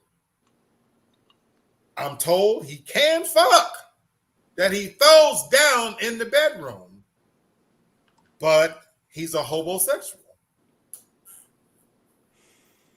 Call him devil's out. Call him devil's out. Well, Kwanzaa is December 26th, y'all. Let's get ready for Kwanzaa. Not Kwanzaa. Yeah, let's skip over the 25th. Let's just go to Kwanzaa. All this stuff. There's a benefit to this game. And then, Brother Kenny, let me say this. I know a woman right now.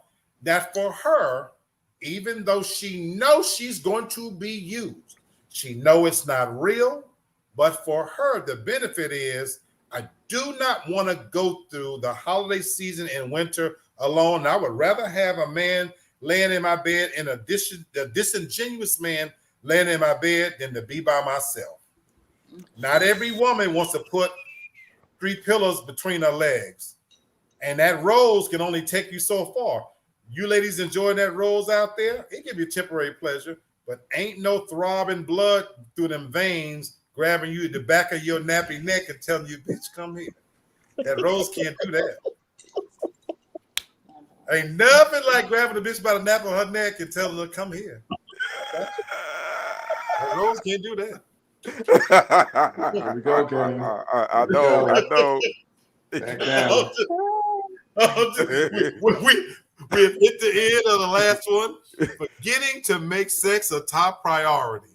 Now, this one I think is it should be self-explained, but Right. this is the last one that, in terms of cupping season, making sex a top priority. This is the catch-all here. I'm not even going to read anything from that. But what is the point of cuffing season?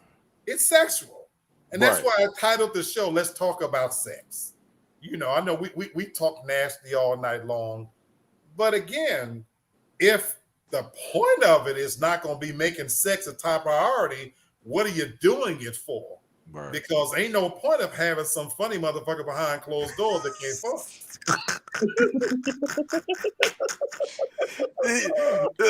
unless he can make you laugh and get an orgasm. Well, even then, that's gonna get old. Even that's gonna get old. This Negro, you know I'm sick of his jokes, and I'm sick of him. Get his ass out of here. But that just doesn't. I mean, your jokes can be trash if you bringing it. Yeah, okay. I'm just saying. The other day, I told a little story about a badass chick that I met downstairs.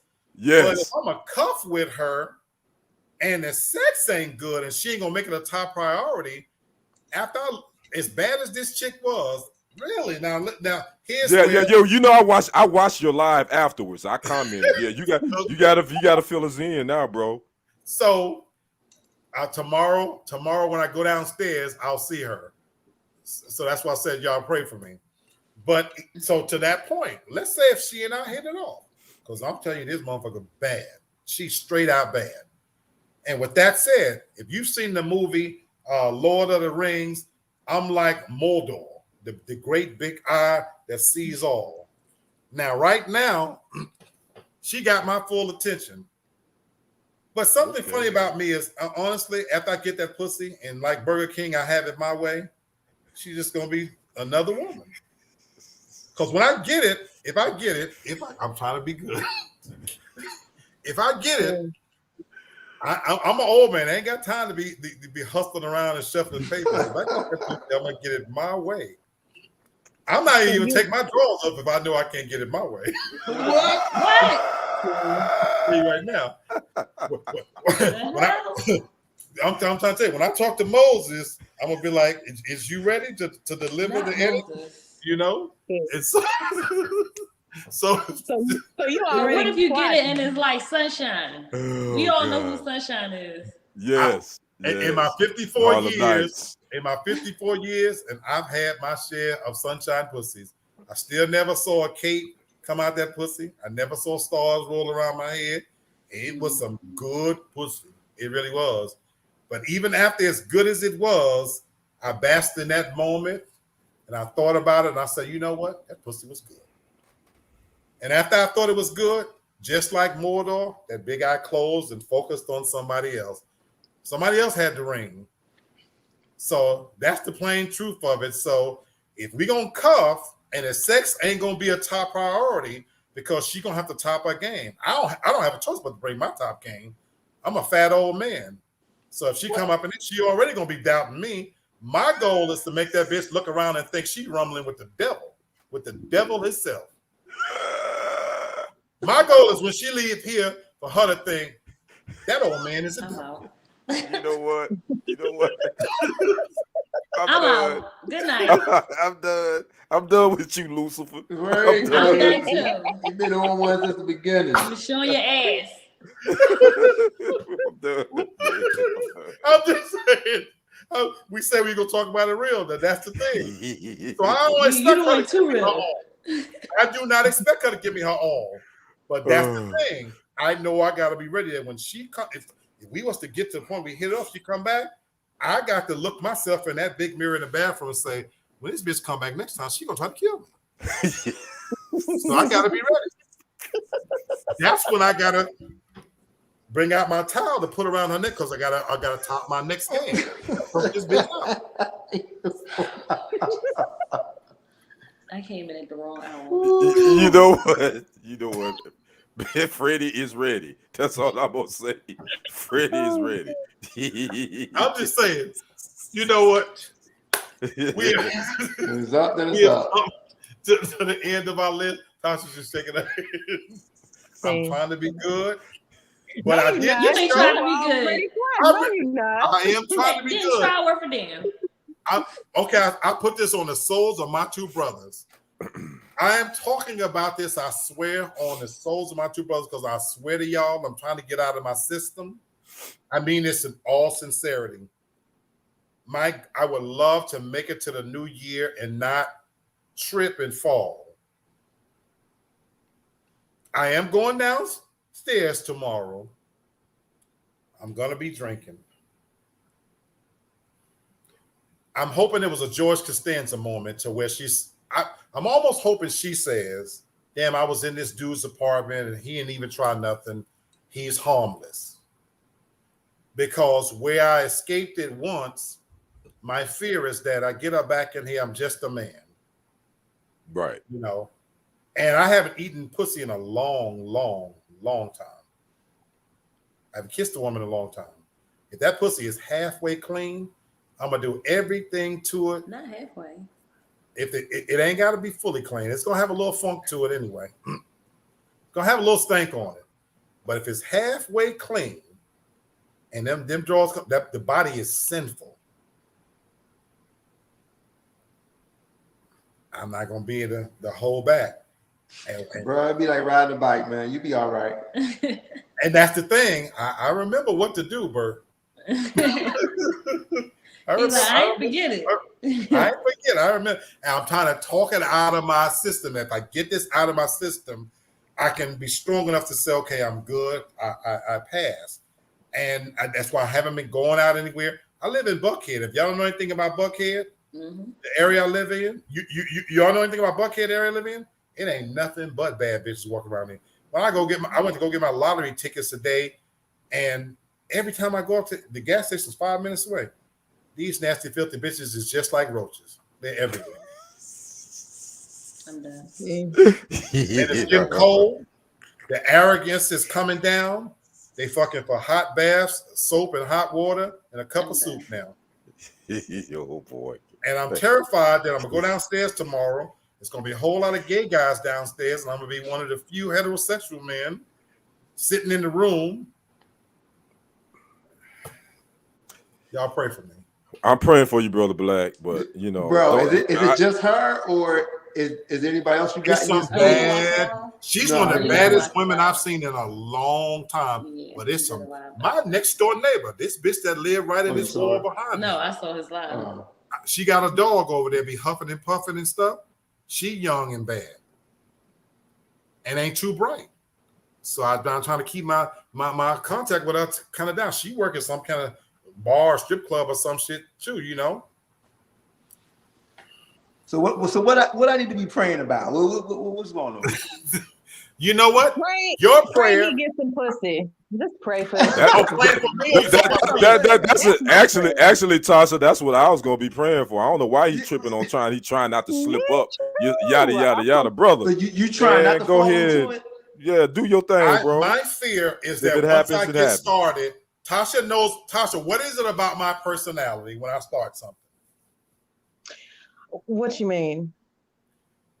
He becomes fixated on it. So like it's like I have like a hoarder's mentality.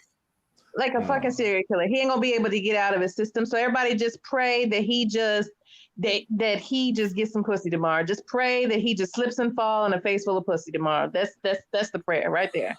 And well, I'm gonna be. You know what? I'm getting ready. I'm getting ready to be Petty Pendergrass. I hope you don't get none, because I ain't getting none. So you ain't getting none. I ain't getting none. So that's my dog. I'm getting ready. Nobody getting none. If ain't nobody, you get none. I ain't getting none. So nah.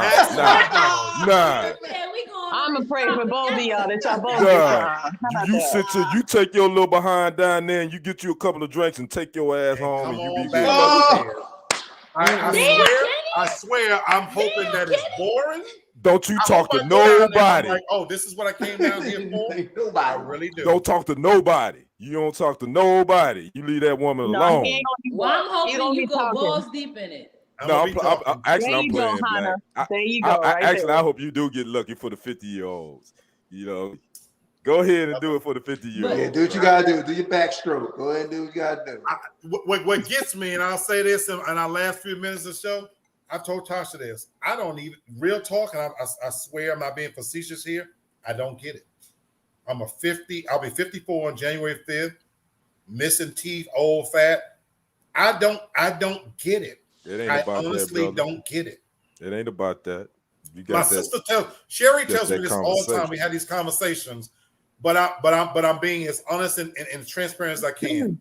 I truly hate looking at myself in the mirror. And I don't mean it in the sense that I got low self-esteem, but I'm just saying when you know what you used to be and you looking at what you are, right? There's a thing like, well, damn, what I don't get why I do and I don't. I know there's a lot of gay guys out there. And so I get that to a certain extent and everything, but when she spoke to me, I didn't get where she was so friendly for. I just didn't get it. And so I was baffled a little bit. And so we sitting in here and I'm sitting in this chair. I had it over there. And she was sitting over there. We were talking because I didn't want to sit close to her. So I'm sitting here really thinking to myself, like, this chick is flirting. And if I just applied a little bit of pressure, I can fuck her. I know this, but I'm trying to figure out what's your game.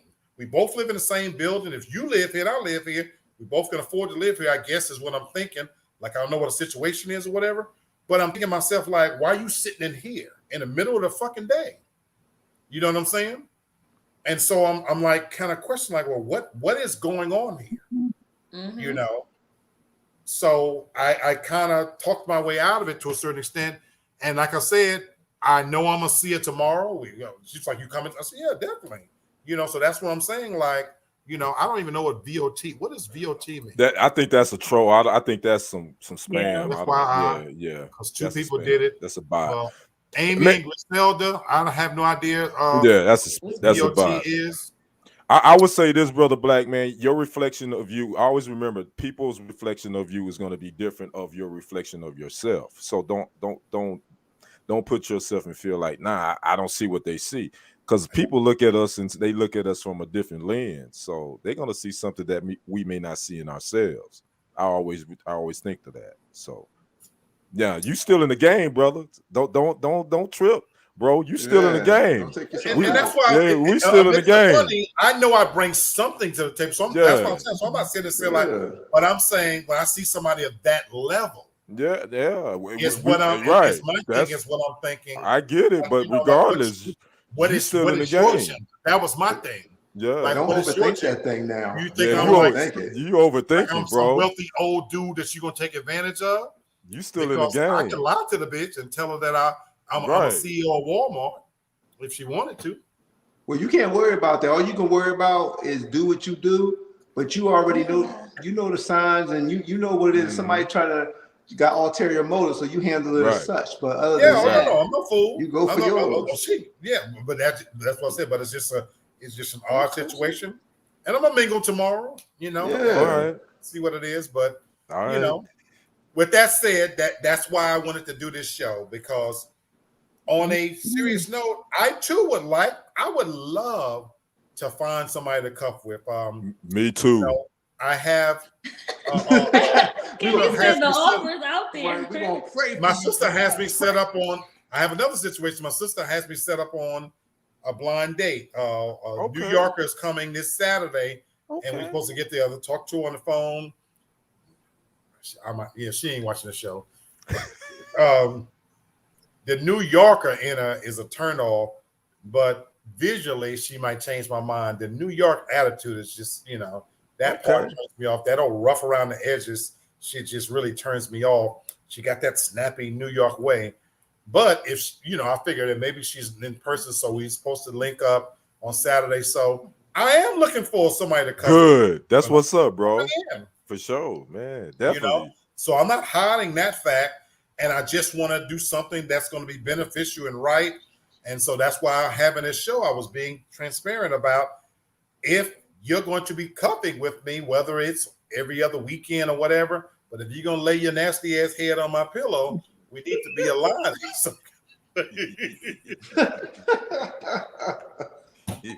Oh, when I say nasty, I mean that with love. You got to be nasty. Yeah, okay. I ain't a damn part of love. Lust. As y'all can see, that Black's love language comes with a lot of cuss words. Ladies, Yes. if you watch it, his love language involves a lot of cuss words. If He you don't want to mean be no called a harm. nasty bitch, I ain't for you. That mean that with love. You know, nasty. But I say it. That's love. It's not the words, it's how you say it. Right. It ain't what you say, it's how you say Yes, it. indeed. And what position you in when you say it. As long as you say it with a smile. You gotta say it with love and a smile, and then doggy style. I have to admire my work. You know, Oh boy, you know what I'm saying. The position calls for the certain language. Oh boy, you know what? I'm That's done. why I'm done doggy with style y'all. allows me to say, "Bitch, you is good in there." I'm done with you. I'm done with you tonight, Black. I'm done with you.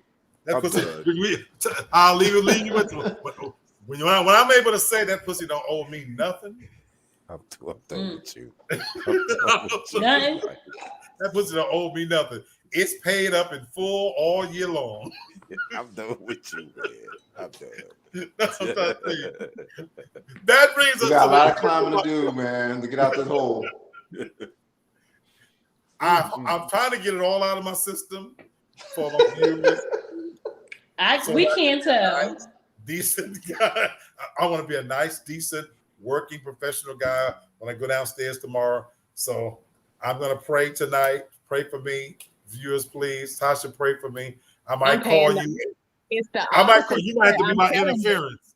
You I'm might have to be my praying for interference, Tasha. I'm praying that you slip and fall. Okay. No, I'm praying. you might have to be my interference, Tasha. No. If I call you and I tell you go with Plan B, you know to call and be like, damn, my sister was in an accident. I gotta go, baby. So, You know what? See, I'm gonna think that Plan B is just to block you Yeah, from I got calling you, me. man. You in the prayers too, brother. No. Kenny, all right. Get that I'll monkey thank off you your guys. back. Go ahead and do it. Huh? are you opposed to someone shooting a shot to you?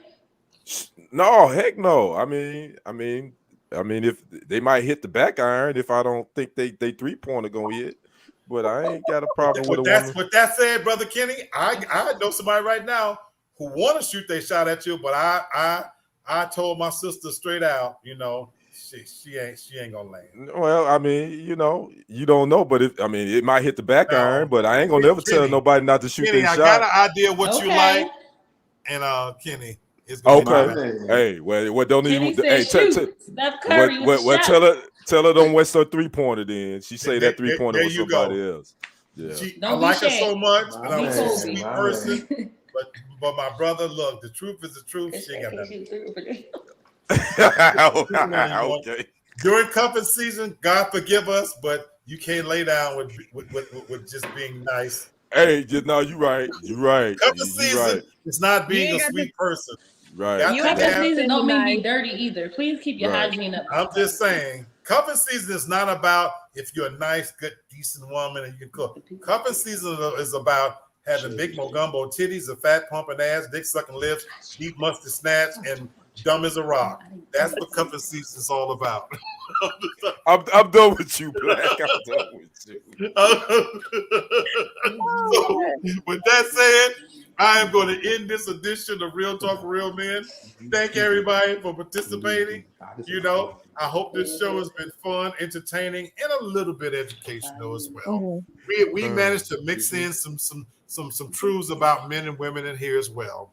So thank you guys. I love you. Love you guys. We're on the other side of the week. It's Wednesday evening. Enjoy the rest of your week, and we will see you on Sunday. Peace. Good night. Peace, y'all. Good night.